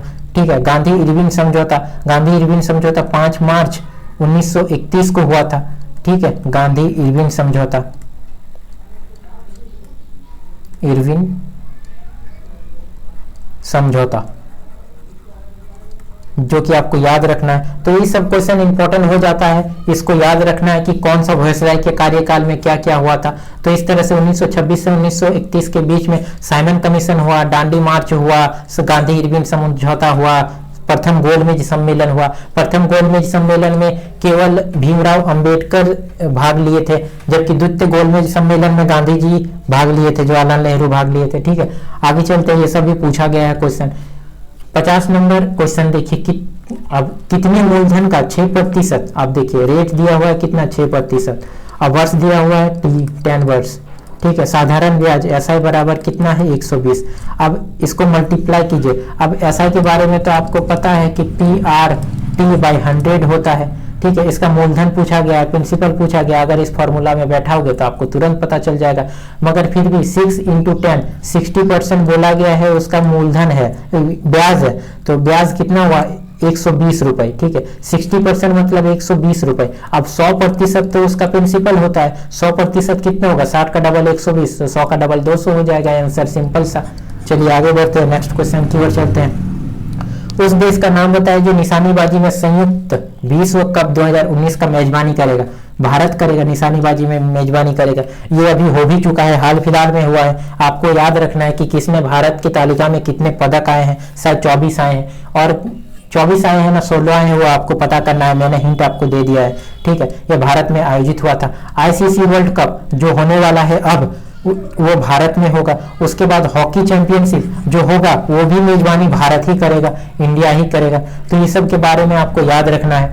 चलिए, किसी वस्तु का भार सर्वाधिक होता है। अब मैंने बताया था आपको कि पृथ्वी की भूमध्य रेखा पर जी का मान कम होता है, इसका मतलब भार यहाँ पे कम होगा, जबकि ध्रुव पर सबसे अधिक होता है। ध्रुवों पर जी का मान अधिक होने के कारण भार अधिक होता है। भार = mg होता है। पार्ट 1 में मैंने आपको बताया था, पहला शिफ्ट वाला क्वेश्चन जिसमें डिस्कस किया था उसमें। इसमें द्रव्यमान जो होता है, मास × ग्रेविटेशन जो होता है, वो वेट का काम करता है। अब जी का मान जहां ज्यादा होगा वेट वहां ज्यादा होगा, जी का मान जहां कम होगा वेट वहां कम होगा। और जो द्रव्यमान है वो किसी भी ग्रह पर चले जाइए आपका चेंज नहीं होता है, पृथ्वी पर किसी भी हिस्से पर चले जाइए वो चेंज नहीं होगा।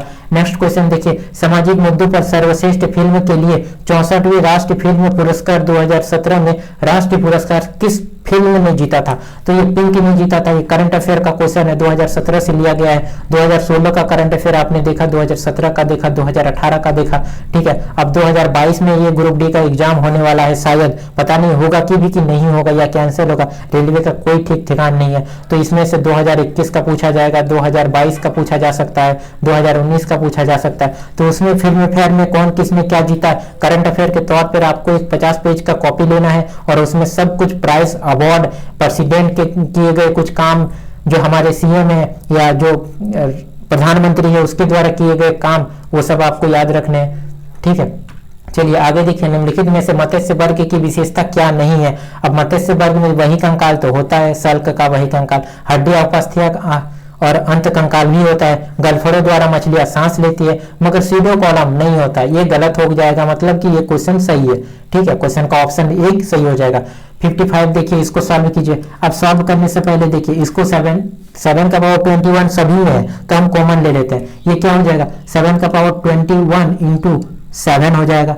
इसमें क्या हो जाएगा, इसमें हो जाएगा 7 का पावर 21 इंटू 7 का पावर स्क्वायर हो जाएगा। इसमें क्या हो जाएगा, 7 का पावर 21 इंटू 7 का पावर 3 हो जाएगा। तो इस तरह से 7 का पावर 21 सभी से कॉमन ले लेंगे तो बचेगा क्या, 1 प्लस 7 का स्क्वायर प्लस 7 का क्यूब बचेगा। ठीक है, अब इसको सॉल्व कीजिए। 7 का 21 है और 1 प्लस 7 प्लस 49 है। उसके बाद है 7 का क्यूब क्या होता है, 343 होता है। अब इसको ऐड कीजिए। देखिए 343 में अगर 7 जोड़ देते हैं तो 350 हो जाएगा और 49 में 1 जोड़ते हैं तो 50। तो यहाँ पे पूरा 400 आ जा रहा है। मल्टीप्लाई है 7 का पावर 21 और अगर इसको 25 से मल्टीप्लाई करते हैं तो रिमाइंडर तो 0 बचेगा, क्योंकि 400 तो पूरी तरह से डिविजिबल होता ही है। तो पूछा ही गया है कि 25 से विभाजित किया जाता है तो शेष क्या बचेगा, शेष रिमाइंडर 0 बचेगा। आंसर क्या हो जाएगा, ऑप्शन नंबर 4 0। नेक्स्ट क्वेश्चन है, रंजीत किसी कार्य को 25 दिन में करता है। देखिए रंजीत है, क्या करता है, 25 दिन में एक काम को कर देता है। ठीक है, पूरा कर सकता है। जबकि अंजी है वो 20 दिन में कर सकता है। दोनों का एलसीएम ले लेते हैं, दोनों का एलसीएम 100 आएगा, 25 4 और 25 5, इन दोनों का एफिशिएंसी आ गया। ठीक है, अब वे 5 दिन एक साथ कार्य करते हैं, एक साथ 5 दिन, तो दोनों का एफिशिएंसी 9 है और 9 गुने 5 दिन एक साथ काम करेंगे तो 45 काम उन्होंने कर दिया। फिर रंजीत छोड़ देता है। अब रंजीत छोड़ दिया मतलब कि 4 घट गया, तो बाकी का काम कितना बचा। अब 100 में -45 करोगे तो 55 बचेगा। ये 55 काम कौन करेगा, अंजी करेगा। कितने दिनों में करेगा, उसकी कैपेसिटी 5 है एक दिन में, तो 11 दिन में पूरा कर लेगा क्या, तो 11 डे में आ जाएगा आंसर, 11 डे आंसर आ जाएगा। इस तरह के क्वेश्चन को इस तरह एग्जाम में सॉल्व करना है। मैं यहाँ आपको चैप्टर नहीं पढ़ा रहा हूँ, ठीक है, मैं यहाँ पे आपको क्वेश्चन सॉल्व करा रहा हूँ, आपको बता रहा हूँ कि एग्जाम में कैसे क्वेश्चन सॉल्व करना चाहिए। तो ये सब चीज एलसीएम तुरंत निकालना और एफिशिएंसी निकालना आप लोगों को आना चाहिए। अगर नहीं आता है तो कमेंट बॉक्स में कमेंट कीजिएगा। मैं टाइम एंड वर्क या पर्टिकुलर सब्जेक्ट से रिलेटेड भी वीडियो बना दूंगा। स्पेसिफाई इन क्वेश्चनों को कैटेगरी वाइज डिवाइड करके मैं स्पेशल वीडियो बना दूंगा। जैसे टाइम एंड वर्क का जितने भी क्वेश्चन है उसे एक बार में एक वीडियो एक लेक्चर में कंप्लीट कर लूंगा। टाइम स्पीड डिस्टेंस का एक में कर लूंगा, परसेंटेज का एक वीडियो में कंप्लीट कर लूंगा सारे क्वेश्चन, और उसमें सारे कंसेप्ट भी बताता चलूंगा। वैसे उस तरह से तो बहुत लंबा हो जाएगा, मगर मैं कोशिश करूंगा अगर आप लोगों को ये समझ में कम आ रहा है तो मैं कोशिश करूंगा कि वो सब भी बताया जाए। जबकि ये सब क्वेश्चन आप लोगों को आना चाहिए। अभी हम लोग प्रैक्टिस कर रहे हैं और प्रैक्टिस के दौरान हम लोग कोई कंसेप्ट ठीक से और डिटेल वे में नहीं सीख रहे, इसीलिए ये सब मैं स्पीड बताते हुए चल रहा हूँ। नेक्स्ट क्वेश्चन है, कौन सा वेन आरेख निम्नलिखित के बीच संबंध को सही ढंग से दर्शाता है। अब देखिए शिखर है, बादल है और पर्वत है। अब जितने भी पर्वत है, पर्वतों में तो शिखर होता ही है। अब कोई भी शिखर है, शिखर पर बिना पर्वत का शिखर तो बन नहीं सकता। इसका मतलब कि ये एक आ जाएगा और एक बादल, बादल तो अलग ही है ना, तो ऑप्शन नंबर 3 सही हो जाएगा। नेक्स्ट क्वेश्चन देखिए, रेलवे के सारे क्वेश्चन इजी पूछा गया है। राजू, इसीलिए तो कट ऑफ जाता है ज्यादा। राजू पूर्व की ओर 4 किलोमीटर चलता है। अब देखिए पूर्व पश्चिम आपको ले लेना है, इस तरह ये हो जाएगा पूर्व, ऊपर की ओर उत्तर लेना है। ठीक है, यहाँ पे हो जाएगा पश्चिम और यहाँ पे हो जाएगा दक्षिण।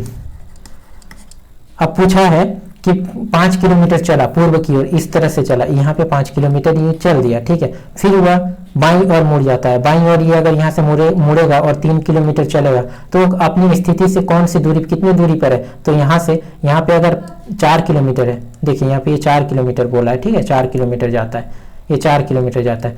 तो यहाँ पे आपको ये हाइट निकालना है। तो ये हाइट निकालने के लिए आपको क्या करना होगा, ट्रिपलेट आपको याद है तो ठीक है, नहीं याद है तो आपको 4 का स्क्वायर करना होगा प्लस 3 का स्क्वायर करना होगा। अब 4 का स्क्वायर 16 प्लस 3 का स्क्वायर 9, दोनों को ऐड करने पर 25 और 25 रूट से बाहर आएगा तो 5 हो जाएगा। इसका मतलब h बराबर 5 आ जाएगा।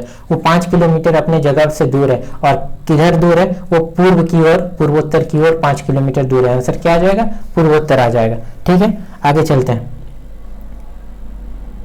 नेक्स्ट क्वेश्चन है, दो संख्याओं का लॉस और मोस दिया गया है और इन संख्याओं का 672 है एक संख्या, तो दूसरी संख्या ज्ञात करें। अब देखिए आपको पता है LCM into HCF is equal to क्या होता है, नंबर 1 गुने नंबर 2 का मल्टीपल होता है। अब बताया है कि LCM आपके पास है 4284। ठीक है, और दूसरी बात ये आपको बताया गया है कि HCF 32 है। ठीक है, और एक संख्या आपको बता दिया गया है, क्या है 672, तो दूसरी संख्या आपको नंबर 2 जानना है, तो इसको सॉल्व कीजिए तो n2 आ जाएगा। इसको काटिए, इसको यहीं से काट दीजिए ना, 32 दूना 64 और 64 में फिर 3 एक 21 से आ जाएगा, 21 को फिर इससे काट दीजिए तो ये 2 से जाएगा, 2 से जाने के बाद 0 आ जाएगा और फिर ये 4 से चला जाएगा, तो आंसर आ गया कितना 204, दूसरा क्वेश्चन आ जाएगा। तो इसी से इस फॉर्मूला से आप बना सकते हो, ये फॉर्मूला नहीं है, एक कंसेप्ट ही है, ये LCM into HCF is equal to number 1 into number 2, दोनों नंबरों का मल्टीप्लाई जो होता है ना, दोनों नंबरों का मल्टीप्लाई होता है, वही एलसीएम और एचसीएफ कहलाता है। दोनों का एलसीएम और एचसीएफ का प्रोडक्ट होता है, दोनों का मल्टीपल होता है, ये बात आपको ध्यान रखना है। चलिए 60 नंबर क्वेश्चन देखिए, सॉल्व कीजिए। भारतीय रेलवे टैक्स को डबल करने और उसके विद्युतीकरण के साथ ही हाई डेंसिटी कॉरिडोर बनाने और उनकी क्षमता को बढ़ाने के लिए भारत सरकार के साथ $120 मिलियन ऋण अनुबंध पर हस्ताक्षर किए। एशियन डेवलपमेंट बैंक ने देखिए मैंने शुरू में कहा था कि एडीबी ने भारत को क्या दिया है, क्या नहीं दिया है, कितना धनराशि दिया है। IMF गीता गोपीनाथ इसकी सीईओ है, ठीक है। एशियन डेवलपमेंट, इसका हेडक्वार्टर कहाँ है, जकार्ता इंडोनेशिया में है, क्या आपको पता करना है, ठीक है। अफ्रीकन विश्व बैंक के बारे में आपको जानना है कि ये किस लिए है। तो एशियन डेवलपमेंट बैंक भारत को काफी सारा धनराशि देता है, और क्यों देता है, क्षेत्र के विकास करने के लिए, ठीक है। तो इसलिए ये सब इंपॉर्टेंट हो जाता है कि कोई भी विदेशी बैंक या कोई भी जो वर्ल्ड लेवल पर बैंक है, जैसे वर्ल्ड बैंक, IMF, एडीबी, ये सब भारत के लिए क्या काम करते हैं, ये सब इंपॉर्टेंट क्वेश्चन हो जाता है। वो सबको जब करंट अफेयर में ये सब आता है न्यूज में, उसी समय आपको नोट करना है, और जब एग्जाम में जाओगे तो एक नजर देख के जाना है। चलिए क्वेश्चन नंबर 61 कथन और निष्कर्ष है, इसको सॉल्व करने की कोशिश कीजिए। पढ़िए पहला कथन क्या बोला जा रहा है 61 में साफ साफ बोला जा रहा है कि बच्चे में खाने की आदत विकास करने के लिए जंक फूड का चयन अच्छा विकल्प है। ये क्वेश्चन तो हमें सही नहीं लग रहा है कि जंक फूड का चयन होना चाहिए, ठीक है। चलिए निष्कर्ष देखते हैं। हाँ, खाने की आदत को विकास करने के लिए बच्चों को वही देना चाहिए जो उन्हें पसंद है। नहीं, बच्चे को नहीं पता कि क्या अच्छा है क्या बुरा है, इसीलिए बच्चे की पसंद पर हमें हर चीज नहीं देना चाहिए, कुछ देना चाहिए मगर सब चीज नहीं देना चाहिए। तो पहला ऑप्शन गलत हो जाता है, ठीक है। दूसरा देखते हैं, नहीं, जंक फूड सेवन मोटापा, हृदय रोग और मधुमेह और अन्य स्वास्थ्य संबंधी समस्या पैदा होती है। साथ ही बच्चों के पौष्टिक आहार सेवन की आदतों के लिए विकास के लिए भी यह आवश्यक है। नहीं, आवश्यक तो नहीं है, अभी मैंने कहा आवश्यक नहीं है, ठीक है। तो ये भी गलत हो जाता है। ऊपर वाला लाइन सही है मगर नीचे वाला लाइन आवश्यक है बोल दिया, नहीं है बोलता तो सही हो जाता। तो ये दोनों ही शर्त जो है वो सही नहीं है, तो ऑप्शन नंबर 4 आंसर हो जाएगा। 62 देखिए, क्वेश्चन को सॉल्व कीजिए। मनुष्य में पाए जाने वाले प्लेसेंटा उत्तक मनुष्य में जो पाया जाता है, फीमेल में अधिकतर पाया जाता है, निम्नलिखित में से कौन सा काम किया जाता है। जो भ्रूण होता है, भ्रूण के अपशिष्टों को बाहर निकालने और भ्रूण का पोषण का काम जो होता है वो प्लेसेंटा उत्तक द्वारा किया जाता है। प्लेसेंटा उत्तक द्वारा ही किया जाता है। क्या किया जाता है, भ्रूण से अपशिष्टों को बाहर निकाल जाता है। जो जितने भी अपशिष्ट पदार्थ हैं जो हमारे शरीर में जिसकी आवश्यकता नहीं है उसको बाहर निकाला जाता है और उसको पोषण देता है, किसको, भ्रूण को। देखिए ये दिया गया है क्वेश्चन, एक पाई चार्ट है, डेटा इंटरप्रिटेशन DI से रिलेटेड है, ठीक है। चलिए इसको देखिए, CO2 उत्सर्जन के बारे में बताया गया है, मिलियन मेट्रिक टन में दिया गया है। अब 2016, 2017, 2015 में इतना है, 2016 से 2017 के बीच CO2 उत्सर्जन में कितना प्रतिशत वृद्धि हुआ। अब देखिए यहाँ से यहाँ कितना वृद्धि हुआ, 40 वृद्धि हुआ, मगर प्रतिशत पूछ रहा है तो प्रतिशत निकालने के लिए 40 को ऊपर रखना है, 110 नीचे रखना है और मल्टीप्लाई प्रतिशत के लिए 100 कर देना है। अब इसको काटिए, अब 4 इंटू 100/11 क्या होता है, 4 इंटू हो जाएगा कितना, 9.99 आ जाता है इसका। तो इन दोनों से मल्टीप्लाई कीजिए तो 36.36 इसी तरह जाएगा क्या। तो ऑप्शन देखिए यही ऑप्शन 2 नंबर में आ जाएगा क्या। चलिए नेक्स्ट क्वेश्चन देखिए, रक्त में शर्करा मतलब शुगर के स्तर में वृद्धि का पता किस कोशिकाओं द्वारा पता चलाया जाता है। देखिए अग्नाशय द्वारा रक्त में शुगर का पता चलाया जाता है। अगर अग्नाशय सही है तो शुगर लेवल को कंट्रोल किया जा सकता है। तो इसी तरह से अग्नाशय द्वारा हमारे शरीर में स्तर को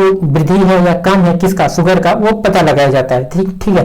यकृति का काम क्या होता है, पित्त का उत्सर्जन करती है यकृति, पित्ताशय में यकृति स्टोर हो रहती है। गुदा एक ऑप्शन आपके लिए छोड़ता हूँ। चलिए 2 अभाज्य संख्या, अब देखिए 5 और 7 का अगर एलसीएम आप लीजिएगा तो इसका एलसीएम कितना आएगा, आप लोग बताइए खुद, 35 आएगा ना। मतलब अभाज्य संख्या का एलसीएम दोनों का प्रोडक्ट होता है। सिंपल सा क्वेश्चन है, ऑप्शन नंबर 1 ए भी होगा। चलिए क्वेश्चन नंबर ये देखिए, इस क्वेश्चन को आप कीजिए, ये क्वेश्चन मैं आप लोगों के लिए छोड़ता हूँ, बोर्ड मास से रिलेटेड है, सिंपल सा क्वेश्चन है, ठीक है, इसको आप लोग बनाइए। यहाँ पे आपको k की जगह क्या रखना है, k की जगह डिवाइड रखना है, q की जगह प्लस रखना है, j की जगह गुना रखना है और प्लस की जगह माइनस रखना है, ये t की जगह माइनस रखना है, यहाँ पे माइनस रखना है और सॉल्व कीजिए। ये बोर्ड मास का क्वेश्चन है, इतना तो आपको आना ही चाहिए। चलिए नेक्स्ट क्वेश्चन देखते हैं। मैं इजी क्वेश्चन को छोड़ते हुए इसलिए जा रहा हूँ क्योंकि टाइम बहुत कम है और वीडियो बड़ा ना हो जाए और कम समय में मैं अधिक आउटपुट देना चाहता हूँ, इसीलिए मैं जल्दी पढ़ा रहा हूँ। अगर ये भी आपको स्लो लग रहा है तो आप यूट्यूब में स्पीड बढ़ा लीजिएगा, यूट्यूब वो फंक्शन दिया हुआ है कि आप स्पीड बढ़ाकर देख सकते हो। ठीक है,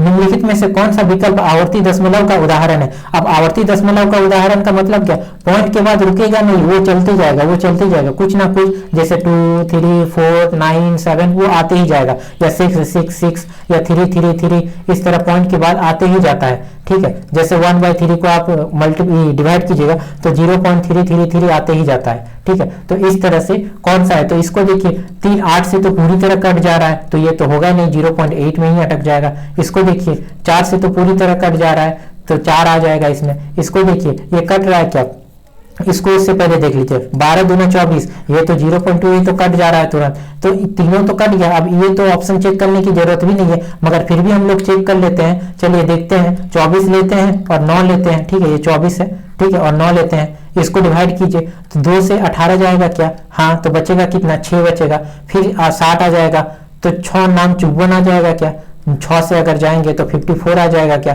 तो फिर बचेगा 6, मतलब यहाँ पे 6 6 6 आते चले जाएगा। तो ये आवर्ती दशमलव जो है वो उदाहरण है इसी का, किसका, आवर्ती दशमलव का। तो ऑप्शन नंबर 3 इसका सही हो जाएगा। नेक्स्ट क्वेश्चन देखिए, कॉन्स्टेंटेंट, देखिए कॉन्स्टेंटेंट डैश धातु को मिश्रित करने के लिए बनाया जाता है। देखिए कॉपर और निकेल का उपयोग स्टेनलेस स्टील के लिए किया जाता है, उसी का हिंदी रूपांतरण है ये, तो इसका ऑप्शन हो जाएगा कॉपर और निकेल। और प्रीवियस ईयर क्वेश्चन इसीलिए पढ़ना जरूरी हो जाता है कि अगर कोई नया क्वेश्चन बनता है या कोई शब्द में बदलाव आता है इंग्लिश टू हिंदी ट्रांसलेशन में, तो आप एग्जाम में कंफ्यूज ना हो, क्योंकि काफी सारे स्टूडेंट, काफी क्या मैक्सिमम स्टूडेंट इसका नाम नहीं सुने होंगे और ये क्वेश्चन छोड़ के आए, मगर अगले बार जब आप जाओ और आपके सामने ऐसा ऑप्शन मिल जाए तो आपको कॉपर और निकेल जवाब देना है। जबकि ग्रुप डी का एग्जाम में ये क्वेश्चन रिपीट होगा, ये आप जान लीजिए, होगा ही, और ग्रुप डी में रिपीटेड ही क्वेश्चन आता है। चलिए नेक्स्ट क्वेश्चन को देखिए, ये पाई चार्ट दिया गया। पिछला पार्ट में मैंने बताया था इस क्वेश्चन को कि ये जो है इतना संख्या, इसका 30% निकालने के लिए बोला था और यहाँ पे कुछ नंबर दिए गए थे, वो इसका 30% कितना होगा वो पूछा गया था। इस क्वेश्चन में पूछा गया है कि निम्नलिखित पाई चार्ट में मोबाइल निर्माता कंपनी के बारे में जानकारी दी गई है और सभी कंपनियों द्वारा निर्मित कुल मोबाइल फोन की संख्या पर पूछा गया है। अब कुल मोबाइल फोन की संख्या किसमें सर्वाधिक है, किस कंपनी द्वारा सबसे ज्यादा मोबाइल फोन निर्माण किए गए हैं, तो 30%, सबसे ज्यादा 30% निर्माण किया गया है। तो इसका मतलब ऑप्शन क्या हो जाएगा, एलएमएन ने सबसे ज्यादा मोबाइल निर्माण किया है, तो इसका सही आंसर क्या हो जाएगा। उसमें भी ऑप्शन एलएमएन था मगर 30% निकाल के जवाब देना था। अब इसका 30% मतलब 1 2 4 0 0 0 और 0 का 30% आपको निकाल के जवाब देना था। ठीक है, इसका 30% निकाल के आप जवाब दे दोगे तो वो आंसर आ जाएगा, वो वाला ऑप्शन में था, उसका सही आंसर वही हो जाता। ठीक है, मगर इसमें सही आंसर 30% एलएमएन है। चलिए नेक्स्ट क्वेश्चन देखिए, 70 नंबर क्वेश्चन है, इसको सॉल्व कीजिए। कथन और अवधारणा का क्वेश्चन है। कथन में क्या कहा गया है कि प्रधानाध्यापक ने सभी कर्मचारियों की अनुशासन के मुद्दों पर चर्चा करने के लिए एक बैठक की बुलाई है। ठीक है, अब अनुशासन से संबंधित, इसका मतलब अनुशासन वहां पे था, अनुशासन का मुद्दा वहां पे चल रहा था, इसीलिए उसी मुद्दों पर चर्चा करने के लिए बुलाया है। अब ऑप्शन देखिए, कुछ अनुशासनात्मक मुद्दे थे जो पहले उठाए गए थे, सही है। प्रधानाध्यापक सभी को एक साथ संबोधित करना चाहते, नहीं, अगर संबोधित करना ही रहेगा तो वो अनुशासन का मुद्दा क्यों उठाएगा, कोई और मुद्दा भी उठा सकता था, तो ये ऑप्शन सही नहीं है। ठीक है, ऑप्शन नंबर 1 सही हो जाता है, अवधारणा 1, तो केवल एक अंतर्निहित है, तो ऑप्शन नंबर 4 सही हो जाएगा, केवल एक अंतर्निहित है। चलिए नेक्स्ट क्वेश्चन में देखिए, इसको चुनना है। देखिए कितने वर्ग है, अब एक यहाँ पे 2 है, ये 3 है, ये 4 है और एक पूरा का, ये पूरा सबसे बड़ा वाला 5 हो जाएगा, ये 6 है और ये 7 है, इस तरह से, तो 7 टोटल आ गया। नेक्स्ट क्वेश्चन को देखिए, यदि मैं एक वस्तु को 595 में बेचता हूं तो मुझे 19% का लाभ होता है, मुझे 475 में अगर बेचता हूं तो मुझे होने वाले लाभ या हानि प्रतिशत बताइए। देखिए 595 में बेचने पर 19% लाभ, मतलब 119% ये बताया गया है। अब बोल रहा है 595 की जगह 475 है, तो 475 निकाल लीजिए, 119 बाय 595 इंटू 475। इसको सॉल्व कीजिए, इसको सॉल्व कीजिए, देखिए काटिए, ये कट जाएगा किससे, इसको तो ये 5 से आप काट सकते हो ना, 5 से कट जाएगा, इसको 5 से काटिए तो इसका कितना हो जाएगा 9 से, और 5 से 95 से कट जाएगा, मतलब 100 से कितना कम है ये, 100% से इतना परसेंटेज आ गया। ठीक है, ये परसेंटेज है, यहाँ पे परसेंटेज था ना पहले से, हाँ तो कितना कम आ गया 5%, मतलब अगर 100 सीपी है तो 95 में बेचा तो उसको लॉस हुआ कितना, 5% लॉस हुआ। तो ऑप्शन नंबर 2 में 5% जवाब देना है आपको। चलिए नेक्स्ट क्वेश्चन है 73। दो संख्याओं का 900 और 900 दिया गया है, एक संख्या दिया गया है तो दूसरा संख्या निकालने बोला। इस तरह का क्वेश्चन इससे पहले मैंने एक बताया था कि LCM into HCF is equal to number 1 into number 2 होता है। तो LCM और HCF दिया है, नंबर 1 आपको पता है, नंबर 2 आपको निकालना है, तो वो 11 इंटू 330 डिवाइड बाय 55 और नंबर 2 यहाँ पे आ जाएगा। ठीक है, तो इसको काट दीजिए, किससे 5 से काट दीजिए और इसको काटिए फिर 6 से, 66 से आ जाएगा, 66 से आंसर आ जाएगा इसका। ठीक है, नेक्स्ट क्वेश्चन देखिए, पानी के एक टैंक X और Z के मध्य 5 आवर में भरा जाता है। देखिए X, Y और Z है, 3 गो पाइप है और इसे 5 आवर में भर दिया गया। ठीक है, और जो पाइप जो है, जितने भी पाइप X और Z में, Z पाइप Y से 3 गुना तेज है। अब Z जो है वो 3 गुना तेज है Y से, तो Y को अगर 2 मानते हैं तो 3 गुना तेज, ये 6 हो जाएगा क्या। अब दूसरा बोल रहा है Y पाइप X से 2 गुना तेज है, Y जो है ये 1 है तो इससे 2 गुना तेज है क्या। ठीक है, अब इसका एफिशिएंसी है, एफिशिएंसी सीधे बता दिया गया है, तो इन सब का एफिशिएंसी कितना होगा, ये इतना लीटर में है, उसके बाद इन लोग कितना कितना घंटा में भरता है वो सब यहाँ पे नहीं बताया गया है। तो हम लोग बिना जाने वो सब को इस क्वेश्चन को सॉल्व कर सकते हैं। कैसे, देखिए एफिशिएंसी तो हमें पता है और एफिशिएंसी निकाल के ही हम लोग क्वेश्चन को सॉल्व करते हैं। ऐसे क्वेश्चन में 6, 2, 8 और 1, 9 इन तीनों का एफिशिएंसी है और तीनों कितने घंटे में भर देता है, 5 घंटे में भर देता है। पूछा क्या है, 5 आवर में भर देता है। अब देखिए पूरा भरेगा, गुना 5 कर देना है तो टोटल 45 आ जाएगा क्या। ठीक है, क्या पूछा है, अकेले भरने में कितना समय लगेगा, इन सबको अकेले भरने में 45 लगेगा। X को अकेले भरने में कितना समय लगेगा ये पूछा है। X को अकेले, X की कैपेसिटी कितना है, X की कैपेसिटी 1 है और वो 5 घंटे में भर देता है, तो टोटल लीटर 45 है क्या। अब टोटल लीटर यहाँ पे 45 आ गया। अब 45 लीटर है और 1 घंटा में 1 लीटर भर रहा है, तो टोटल 45 घंटे में ही भरेगा क्या X। ठीक है, तो X कितना घंटा में भरेगा, 45 घंटा में भरेगा। ठीक है, तो आंसर क्या आ गया, 45 आ गया। चलिए नेक्स्ट क्वेश्चन की ओर चलिए, देखिए ये क्वेश्चन गलत है। चलिए आगे बढ़ते हैं। यदि किसी परिपथ में 6 मिनट में 0.6 एम्पियर धारा प्रभावित होती है तो इसे प्रभावित विद्युत आवेशों की मात्रा बताइए। तो विद्युत आवेशों की मात्रा, आवेश मतलब विद्युत धारा I, जिसे कूलम से डिनोट करते हैं, C से डिनोट करते हैं, तो 0.6 एम्पियर है और 6 मिनट में। अब मिनट को तो सेकंड में बदल, तो मिनट की जगह 60 लिख दो तो सेकंड में आ जाएगा और इन सब को मल्टीप्लाई करो तो विद्युत आवेश जो है वो निकल जाएगा आपका। ठीक है, 6 6 36, 60 इंटू 0.6, इसको मल्टीप्लाई कीजिए, 216 कूलम आपका आंसर आ जाएगा। चलिए 216 कूलम आंसर है। आगे नेक्स्ट बढ़ते हैं हम लोग। अगर आप लोग को न्यूमेरिकल समझ में नहीं आ रहा है, न्यूमेरिकल का फॉर्मूला किस तरह से होता है, कहाँ से आ रहा है, तो न्यूमेरिकल को, सारे न्यूमेरिकलों को एक जगह इकट्ठा करके मैं उसका भी एक अलग वीडियो बनाना चाहता हूँ या बना दूंगा आप लोगों के लिए। अगर जरूरत हो तो कमेंट बॉक्स में कमेंट कीजिएगा, अगर वो जरूरत पड़ी तो मैं बना दूंगा। नहीं तो अगर आप लोगों को समझ में आ रहा है तो आप लोगों को पता है I = VR होता है। ठीक है, इस तरह से ये सब क्वेश्चनों को बनाया जा सकता है। बहुत सारा फॉर्मूला है इसका, ओम का नियम से भी आप लोग पता कर सकते हो, V = IR होता है इस तरह से। ठीक है, ये क्वेश्चन है तो इस तरह से ओम का नियम से यहाँ पे आता है, तो वहीं से निकल के आया है ये सारे क्वेश्चन। ठीक है, Q × I बराबर वोल्टेज होता है, जो विद्युत आवेश का फॉर्मूला है वहां से आ जाता है।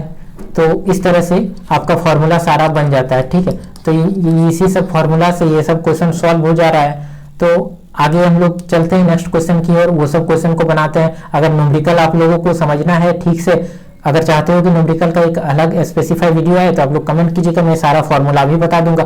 क्योंकि अभी यहाँ हम लोग प्रीवियस ईयर क्वेश्चन को सॉल्व कर रहे हैं, यहाँ मैं कंसेप्ट नहीं सिखा रहा हूँ। कंसेप्ट सिखाने में लेट लग जाएगा क्योंकि यहाँ पे मिक्स क्वेश्चन है, सारे मिक्स क्वेश्चन है और टोटल 100 क्वेश्चन आप लोगों को कराने हैं ना, इसीलिए। चलिए 77 देखिए, 2017 में निम्नलिखित में से किस भारतीय मुख्यमंत्री को अमेरिका भारत व्यापार परिषद में USIBC द्वारा ट्रांसफॉर्मेटिव चीफ मिनिस्टर अवार्ड प्रदान किया गया था? एन चंद्रबाबू नायडू। एन चंद्रबाबू नायडू कहाँ गए सीएम है, ये आपको कमेंट बॉक्स में कमेंट करना है, ये पता होना चाहिए। उन्हें 2017 में पुरस्कार दिया गया था, जो कि भारत के मुख्यमंत्री अमेरिका भारत व्यापार परिषद द्वारा ट्रांसफॉर्मेटिव चीफ मिनिस्टर का अवार्ड था। ठीक है, नेक्स्ट क्वेश्चन देखिए, बॉम्बे स्टॉक एक्सचेंज के बारे में पूछा गया। ये तो जो भी कंपटीशन के फील्ड में उतरता है सबसे पहले ये पढ़ ही लेता है कि बॉम्बे स्टॉक एक्सचेंज की स्थापना कब हुआ था, 1875 में। इजी क्वेश्चन है, आप लोगों को भी पता होगा। चलिए नेक्स्ट क्वेश्चन देखिए, गारो पहाड़ियां कहाँ स्थित है? अब गारो, खासी और जयंती तीन पहाड़ी है। क्या?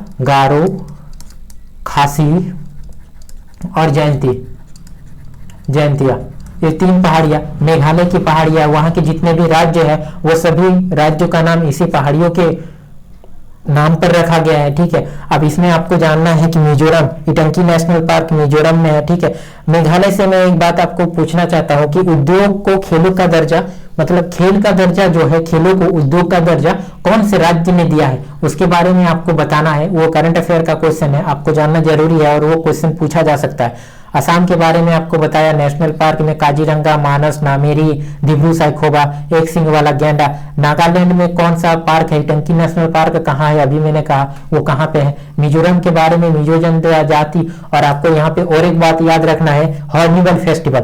हॉर्निवल फेस्टिवल कहाँ मनाया जाता है? नागालैंड में हॉर्निवल फेस्टिवल मनाया जाता है। चलिए नेक्स्ट क्वेश्चन की ओर चलते हैं ना। हॉर्निवल फेस्टिवल के बारे में पूछा भी गया है क्वेश्चन। निम्नलिखित श्रेणी में अगला पद क्या होगा? अगला पद के बारे में देखिए, C3 होता है, F6 होता है, I9 होता है। मतलब यहाँ पे +3 गया, फिर +3 गया, तो यहाँ पे भी +3 आएगा क्या? 9 में 3 जोड़ने पर 12 आएगा क्या? तो L12 आ जाएगा। अब ये ऑप्शन नहीं है, ये ऑप्शन नहीं है, इन दोनों में है। अब देखिए W, X और Y। Y कितना होता है, X कितना होता है, X Y Z, ये कितना होता है, X Y Z। नंबरिंग में आपको पता है ये 26 होता है। Y का कितना होता है, 25 होता है। ये कितना होता है, 24 होता है। तो Y का 24 है, Y का 25 है, X का 24 है, X का 24 है। W का क्या होता है, W का इससे कम है, देखिए 24 है, ये कम 23 है, तो यहाँ पे 22 आ जाएगा क्या? 22 क्या होता है, B होता है क्या? B होता है या U होता है? B होता है, आपको पता होना चाहिए। ठीक है, कंफ्यूज नहीं होना है। तो B L12 आ जाएगा इसका answer, option number 3। Next question देखिए, निम्नलिखित में से कौन सा समूह से संबंधित नहीं है? अब इसमें और को आपको बाहर निकालना है। जेब्रा घास खाता है, घोड़ा घास खाता है, बकरी घास खाती है, लोमड़ी सिर्फ घास नहीं खाती है। चलो ऑप्शन नंबर ए आंसर हो जाएगा। ठीक है, ये शिकार करती है, जंगल में रहती है। बाकी डोमेस्टिक है, जेब्रा डोमेस्टिक नहीं है, चलिए ठीक है, मगर फिर भी ये घास खाता है, इसका गर्दन बड़ा होता है। लोमड़ी इस और हो जाएगा यहाँ पे। नेक्स्ट क्वेश्चन है, निम्नलिखित श्रृंखला में अगली श्रृंखला क्या होगी? अब अगली श्रृंखला के बारे में पूछा गया है। इससे कितना प्लस है, +2 है। इसमें कितना प्लस करने पर आ रहा है, +4 है। इसमें कितना प्लस किया जाए, +8 प्लस करके देखो, और इसे +16, तो 8 प्लस करने पर 41 आएगा, और फिर 16 प्लस करने पर 57 आ जाएगा। तो इस तरह से 41 आंसर आ जाएगा इसका। सिंपल सा रीजनिंग का क्वेश्चन है। नेक्स्ट क्वेश्चन देखिए, भारत में 2017 में क्या जॉर्डन जूनियर और cadre open table tennis TT tournament में कितने पदक प्राप्त किए? देखिए टोटल पदक तालिका कितना है उसके बारे में पूछ लिया, तो तालिका में आपको याद रखना है। पिछले क्वेश्चन में, पिछला शिफ्ट का क्वेश्चन में पूछा गया था कि प्रेसिडेंट ने जो है, प्रेसिडेंट ने महिलाओं को, कितने महिलाओं को, टोटल 112 महिलाओं को सम्मानित किया था। ठीक है, तो कितने महिलाओं को सम्मानित किया था वो पूछा गया था, उसका आंसर 112 था। उसी तरह पदक तालिका में भारत ने 124 TT में जीता है, उसके बारे में पूछा गया 2017 में जॉर्डन में जो हुआ था, तो इसका ऑप्शन नंबर 24 हो जाता है। इस तरह से करंट अफेयर का क्वेश्चन में जब आपको टोटल पदक तालिका के बारे में पता चले तो उसको स्पेशली आपको याद रखना है। इसीलिए क्वेश्चन बैंक का या प्रीवियस ईयर क्वेश्चन को सॉल्व करने से ये हमें पता चलता है कि हमें याद कौन सा रखना है और कौन सा छोड़ना है, कौन इंपॉर्टेंट हो जाता है, क्योंकि जो एग्जामिनर क्वेश्चन सेट करता है इसी सब पे ज्यादा ध्यान रखता है। ठीक है, पुस्तक, एक पुस्तक है a book of light when a world one has a defence mind के लेखक निम्नलिखित में से कौन है? अब जेरी पिंटो, अब बुक राइटर जो है उसके बारे में याद रखना है आपको। कुछ बुक जैसे मेडिवल हिस्ट्री में कौन कौन से बुक लिखे गए थे, जैसे राज तरंगिणी किसने लिखा है, अर्थशास्त्र किसने लिखा है, ये सब पूछा जाता है। ये न्यू बुक है, न्यू बुक में कौन सा चर्चा का विषय है, उस सब के बारे में, ये सब करंट अफेयर के तौर पर आप लोगों को याद रखना होगा। रेलवे का ग्रुप डी का एग्जाम में ये सब पूछा जाता है और ये ग्रुप डी का ही पेपर है, ठीक है। चलिए नेक्स्ट क्वेश्चन है, और इसमें निकालना है, और निकालना, ये माइनस है, ये डिवाइड है, ये प्लस है, ये अल्फाबेट कहाँ से आ गया, ये और हो जाएगा, option number D answer. Next question देखिए, अब श्रृंखला में, ये श्रृंखला में आप लोगों के लिए छोड़ के जाता हूँ, इजी है, बहुत इजी क्वेश्चन है, ये सब क्वेश्चन आप खुद सॉल्व कीजिए, सब में 96 96 96 है, आपको कंपेयर करना बस इन दोनों में है, या एक में भी कंपेयर कीजिएगा तो आपका आ जाएगा। मैंने हिंट तो दे ही दिया है आप लोगों को, ठीक है। अब आप लोग कंपेयर कीजिए और इसका जवाब दीजिए। सही आंसर तो आपके सामने यहाँ पे है ही, मगर आप लोग इसका जो सही रूप में आप एग्जाम में कैसे निकालोगे उसका पता लगाइए। नेक्स्ट क्वेश्चन देखिए, इसके बारे में, इसको काउंट कीजिए, ये 1 है, ये 2 है, ये पूरा एक 3 हो जाएगा, फिर यहाँ पे ये 4 है, ये 5 है, ये 6 है, ठीक है, ये पूरा एक 7 हो जाएगा और ये एक 8 हो जाएगा, तो टोटल 8 है इसका आंसर।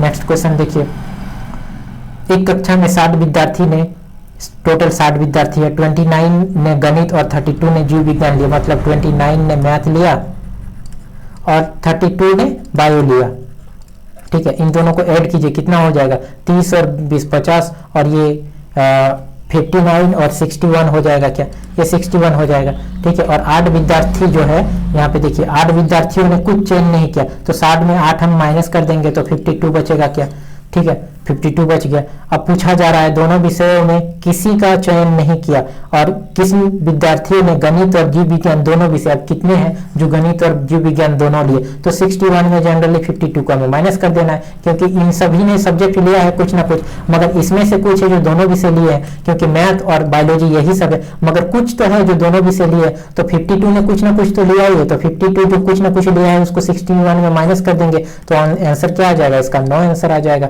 चलिए 9 आंसर क्लिक कीजिए, आगे बढ़िए। 89 क्वेश्चन देखिए, 21 प्रेक्षक सभी विभिन्न माध्यम, ये क्वेश्चन इजी है, आपको खुद करना है, माध्य निकालना है, माध्य माध्यक बहुलक, ये माध्य मतलब बीच का संख्या होता है, बहुलक जो बार बार आ जाए, तो इजी क्वेश्चन है, आप लोग को खुद से पढ़कर ये क्वेश्चन करना है, और अगर आपको नहीं आए तो कमेंट कीजिएगा, मैं इसको अगले सीरीज में या अगले पार्ट में ऐड कर लूंगा। राम सेतु निम्नलिखित में से कहाँ है, आप जब भारत को देखते हो, भारत का नीचे जो है यहाँ पे श्रीलंका है, ठीक है, तो श्रीलंका को जोड़ता है ये भी पाक जल मरुमंडल, तो श्रीलंका को जोड़ता है। राम सेतु निम्नलिखित में से कहाँ स्थित है, पाक जल मरुमंडल में स्थित है, ठीक है। बेरिंग जल संधि कहाँ है और जिब्राल्टर जल संधि कहाँ, ये आप खुद सर्च कीजिएगा, इंपॉर्टेंट है क्वेश्चन। एक व्यक्ति 20 केजी सामान जमीन से 2 मीटर ऊपर, अब जमीन है, जमीन से 2 मीटर ऊपर की ओर उठाकर रखता है, उसके द्वारा किया गया कार्य बताओ। अब कार्य बराबर क्या होता है, अगर किसी चीज को उठाओगे तो एम एस होता है, एम जी एस होता है, एस मतलब तय किया गया दूरी होता है, जी ग्रेविटी लेना है, एम मास लेना है, तो क्या हो जाएगा M G S. M G S का वैल्यू आप यहाँ पे पुट कीजिए, एम जी एस, एम क्या है 20 केजी है, 20 केजी है ना, जी का मान यहाँ पे 10 मीटर पर सेकंड लेने के लिए बोला गया है, और एस मतलब कितना मीटर डिस्टेंस डिस्प्लेसमेंट किया, 2 किया, इसको मल्टीप्लाई कीजिए, 20 40 400 जूल आ जाएगा आंसर क्या। चलिए ठीक है, ये क्वेश्चन, ये फॉर्मूला आपको याद रखना है, 9 क्लास की फिजिक्स से लिया गया है, 9th क्लास का फिजिक्स आपको पढ़ना जरूरी है, फिजिक्स बायो और मैथ तीनों पढ़ लेना, ठीक है, केमिस्ट्री भी। अब फिजिक्स में कुछ चैप्टर जरूरी है, और बायोलॉजी में जो है सेल का चैप्टर, जो टिश्यू का चैप्टर है वो सब जरूरी है, रिप्रोडक्शन सिस्टम वहां से क्वेश्चन पूछे गए हैं, तो ये सब आप लोगों को पढ़ना है, ठीक है। चलो नेक्स्ट क्वेश्चन चलते हैं, 92 देखिए, इसके बारे में जानना है आपको। इसको देखिए, ये तीनों सेम है, किसी में चेंज नहीं हुआ, इसका मतलब ऑप्शन में भी सिर्फ ये चेंज हुआ है, पहला वाला ये चेंज हुआ है और ये चेंज हुआ है, ये ऊपर है फिर नीचे आया फिर लेफ्ट साइड में हो गया, इसका मतलब कि अब की बार जो आएगा वो कहाँ जाएगा, ये सीधे चेंज होगा राइट साइड में, इस तरह से आएगा। तो इस तरह से किस ऑप्शन में है, और बाकी का त्रिभुज सेम इसी तरह है जिस तरह से होना चाहिए, जिस तरह से सभी है, तो इस तरह का ऑप्शन किस में दिख रहा है आपको, इसमें, इसमें या इसमें।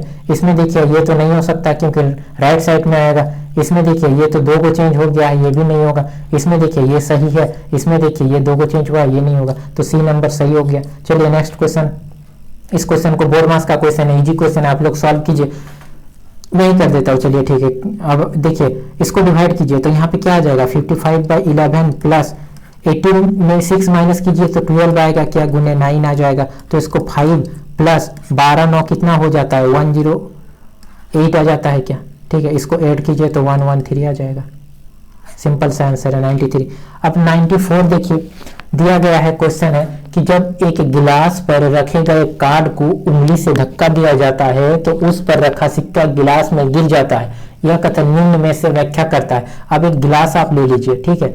अब इस गिलास में ऊपर एक पेपर या बोर्ड रख दीजिए, ठीक है, उसमें एक सिक्का रख दीजिए। अब गिलास को जैसे ही आप धक्का दीजिएगा, प्रेशर लगाइएगा, तो ये सिक्का जो है वो नीचे गिर जाएगा।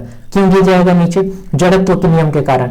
न्यूटन का पहला गति का नियम, जिसे गैलीलियो का नियम भी बोलते हैं, जड़त्व का नियम भी बोलते हैं, ठीक है। गैलीलियो या जड़त्व का नियम बोलते हैं, ठीक है। वो क्या बोलता है कि कोई वस्तु अगर स्थिर है तो वो स्थिर ही रहेगा जब तक एक्सटर्नल फोर्स ना लगाया जाए। कोई वस्तु अगर घूम रहा है या चल रहा है, लुढ़क रहा है, तो वो लुढ़केगा ही जब तक उसमें एक्सटर्नल फोर्स ना लगाया जाए। अगर एग्जाम्पल दूं तो कोई एक अगर पत्थर कहीं पर स्थिर है तो वो स्थिर रहेगा जब तक आप उसे धक्का मार के गिराओ ना। और अगर पृथ्वी सूरज के चारों ओर घूम रही है तो वो घूमते रहेगी जब तक एक्सटर्नल फोर्स ना लगाओ। पृथ्वी ही क्या, कोई भी ग्रह उसी तरह घूमते रहेगी जब तक एक्सटर्नल फोर्स लगाकर ना रोका जाए। तो जड़त्व का नियम यही कहता है कि कोई भी वस्तु अगर स्थिर है तो स्थिर रहेगी, और घूमेगी तो घूमेगी, और लुढ़केगी तो लुढ़केगी, मतलब गति में है तो गति में रहेगी। उसे जड़त्व का नियम बोलते हैं। तो पहला नियम यह स्थिर है, तो स्थिर में अचानक चेंज करने पर वो गिर जाएगी। किसके कारण? गैलीलियो के नियम के कारण या न्यूटन के प्रथम नियम के कारण। न्यूटन का द्वितीय नियम क्या बोलता है? बल की परिभाषा देता है, F = m है, मास इंटू एक्सीलरेशन बोलता है। और न्यूटन का थर्ड नियम क्या बोलता है? प्रतिक्रिया क्रिया प्रतिक्रिया नियम, मतलब कि every action equal and opposite reaction होता है, ठीक है। जितना बल आप लगाओगे किसी चीज में उतना ही ऑपोजिट रिएक्शन आएगा, ठीक है, उधर से। तो इसी तरह से तीनों नियम न्यूटन का याद रखना जरूरी है। इसका आंसर हो जाता है 3 नंबर, जड़त्व का नियम। क्वेश्चन नंबर 95 देखिए, कथन और तर्क से संबंधित है। अब कथन और तर्क को सॉल्व करने के लिए आपको एग्जामिनर का माइंडसेट को सोचना पड़ेगा कि उसने क्या सोचकर इस क्वेश्चन को पूछा है। उसके लिए आपको क्वेश्चन को ठीक से पढ़ना पड़ेगा। देखिए, तालाब और झीलों के संरक्षण के लिए सख्त कानून होना चाहिए। क्यों कहा? क्यों कहा? कुछ तो उसका दुरुपयोग हो रहा होगा ना। हाँ, आने वाली पीढ़ी के लिए यह स्वाभाविक रूप से जल स्तर को बनाए रखने या पक्षियों के प्रवास भी प्रभावित करता है। चलिए, ये तो सही है, जरूरी है, इसीलिए जो कि इफेक्ट डाल रहा है कुछ ना कुछ, इसीलिए प्रभावित कर रहा है, इसीलिए ये तो जरूरी है। दूसरा नंबर, नहीं, यह आधुनिक शहर विकास और वृद्धि के अंतर्गत आता है। नहीं, ये गलत है, ठीक है। तर्क 1 सही हो जाएगा। आधुनिक शहर से तालाब और संरक्षण का कोई मतलब नहीं है। चलिए नेक्स्ट क्वेश्चन देखिए, चंद्रमा पर पूछा जा रहा है, चंद्रमा पर किसी वस्तु का भार पृथ्वी के वस्तु का भार का डैश होता है। अब कितना होता है? 1/6 होता है। जैसे पृथ्वी पर जी का मान 9.8 होता है, तो चंद्रमा पर क्या हो जाता है? ये अर्थ पर 9.8, तो मून पर क्या हो जाएगा? मून पर 9.8/6 होता है। आंसर इसका 1/6 गुना होता है, 1/6 आंसर आ जाएगा इसका। इसको गलत नहीं करना है, ठीक है। चलिए नेक्स्ट क्वेश्चन देखिए, मधुमक्खी के डंक का इलाज करने के लिए डैश घोल का उपयोग किया जाता है। बेकिंग सोडा का उपयोग किया जाता है। बेकिंग सोडा क्या होता है? NaHCO3, मैंने बताया था, ठीक है। इसका उपयोग किया जाता है खाना बनाने में। दूध में लैक्टोज एसिड होता है। सिरका किसमें होता है? नींबू का रस में क्या होता है? टार्किटिक एसिड किसमें होता है? और चींटी का डंक में फॉर्मिक एसिड होता है, वो किस में होता है उसके बारे में आपको जानना है, ठीक है। ये सब बातें आपको ध्यान रखना है। लैक्टोक एसिड के बारे में आपको जान लेना है, ये इंपॉर्टेंट क्वेश्चन बन जाता है, जो कि दूध में पाया जाता है। लैक्टोबैसिलस बैक्टीरिया भी पाया जाता है। टार्किटिक एसिड किस में पाया जाता है उसके बारे में आपको जानना है। नींबू के रस में क्या पाया जाता है, कौन सा एसिड पाया जाता है, ये बात आपको ध्यान में रखना है, ठीक है। चलिए, मैलिक एसिड किस में पाया जाता है? मैलिक एसिड सेब में पाया जाता है, वो भी आपको ध्यान में रखना है। ऑरेंज में कौन सा एसिड पाया जाता है, वो भी आपको ध्यान में रखना है, क्योंकि आगे आने वाले क्वेश्चन में मैं इसको समझाऊंगा। आगे आने वाले पार्ट में किससे कौन सा एसिड पाया जाता है वो पूछा गया है, तो उस समय मैं उस सबको बताऊंगा। अभी मैंने आपको जरा सा हिंट दे दिया है कि आप सबको ये सब याद रखना है, ताकि जब आप टेस्ट सीरीज लगाओ, कोई भी क्वेश्चन सॉल्व करो इस तरीके का, तो आपको इजी हो, बनाने में आसानी हो और कॉन्फिडेंस आपका डेवलप हो, ठीक है। मेन चीज है कॉन्फिडेंस। अगर कॉन्फिडेंस से एग्जाम में बैठोगे तो आपका वैसे ही 10 क्वेश्चन सही हो जाएगा। देखिए 98 नंबर क्वेश्चन है, 2018 से महिला एवं बाल विकास मंत्रालय MWCW के केंद्रीय मंत्री कौन है? मेनका गांधी अभी भी है। स्मृति ईरानी कौन है? टेक्सटाइल मिनिस्टर है, ठीक है। इस तरह से आपको मिनिस्टर का नाम याद रखना है। 98 हो गया। अब 99 देखिए क्वेश्चन नंबर, निम्नलिखित में से कौन सबसे पहली महिला वकील है जिसे सीधे उच्चतम न्यायालय के न्यायाधीशों के रूप में नियुक्त किया गया था? इंदु मल्होत्रा, काफी चर्चा का विषय था, ठीक है, उस समय जब इसे नियुक्त किया गया था। पहली महिला थी जिसे उच्चतम न्यायालय में न्यायाधीश के रूप में चुना गया था, जबकि अभी तक चीफ उच्चतम न्यायालय जो चीफ एडवोकेट होता है ना, चीफ जज होता है ना, जो वो अभी तक महिला में कोई नहीं बना है। ठीक है, तो उच्चतम न्यायालय में इंदु मल्होत्रा को नियुक्त किया गया था। ये कौन है? न्यायाधीश बनी थी। ठीक है, न्यायाधीश बनी थी। चलिए नेक्स्ट नंबर और आखिरी क्वेश्चन इसका देख लीजिए। ठीक है, देखिए 5E सही है, E 5वें नंबर पर आता है, J 10 में आता है, T 20 पे आता है सही है, और Y 25 पे आता है। तो ये ऑड हो जाएगा B, option number B answer सही हो जाएगा। इस तरह से हमने इस पार्ट में भी 100 क्वेश्चन को कंप्लीट किया। अगर कहीं पे कैलकुलेशन मिस्टेक हुई हो तो आप लोग अपने स्तर पर वहां पे सुधार कर लीजिएगा, क्योंकि हालांकि 100 क्वेश्चन बताने होते हैं, इसीलिए कहीं पे हो सकता है कि कैलकुलेशन थोड़ा बहुत मिस्टेक हो जाए, या कहीं पे हम सोच रहे हो कुछ और बता कुछ और दिए हो, तो वहां पे आप अपने स्तर पर सुधार कर लीजिएगा। या अगर कोई गलत होता है तो कमेंट बॉक्स में कमेंट कर दीजिएगा, मैं उसे पिन कर दूंगा। ठीक है, वैसे 100 क्वेश्चन को मैंने कंप्लीट कर दिया है पार्ट 2 में, पार्ट 1 में भी 100 क्वेश्चन, पार्ट 2 में भी 100 क्वेश्चन, टोटल 200 क्वेश्चन, 135 शिफ्ट जो पूछा गया है। टोटल वीडियो को आप लोगों का अगर सहयोग रहा तो मैं लेकर आऊंगा, और इस तरह से पूरा रेलवे का तैयारी के लिए जो प्रीवियस ईयर क्वेश्चन पेपर है उसको मैं सॉल्व कराऊंगा। आप लोग सपोर्ट करते रहें। पार्ट 2 कंप्लीट होता है यहाँ पे।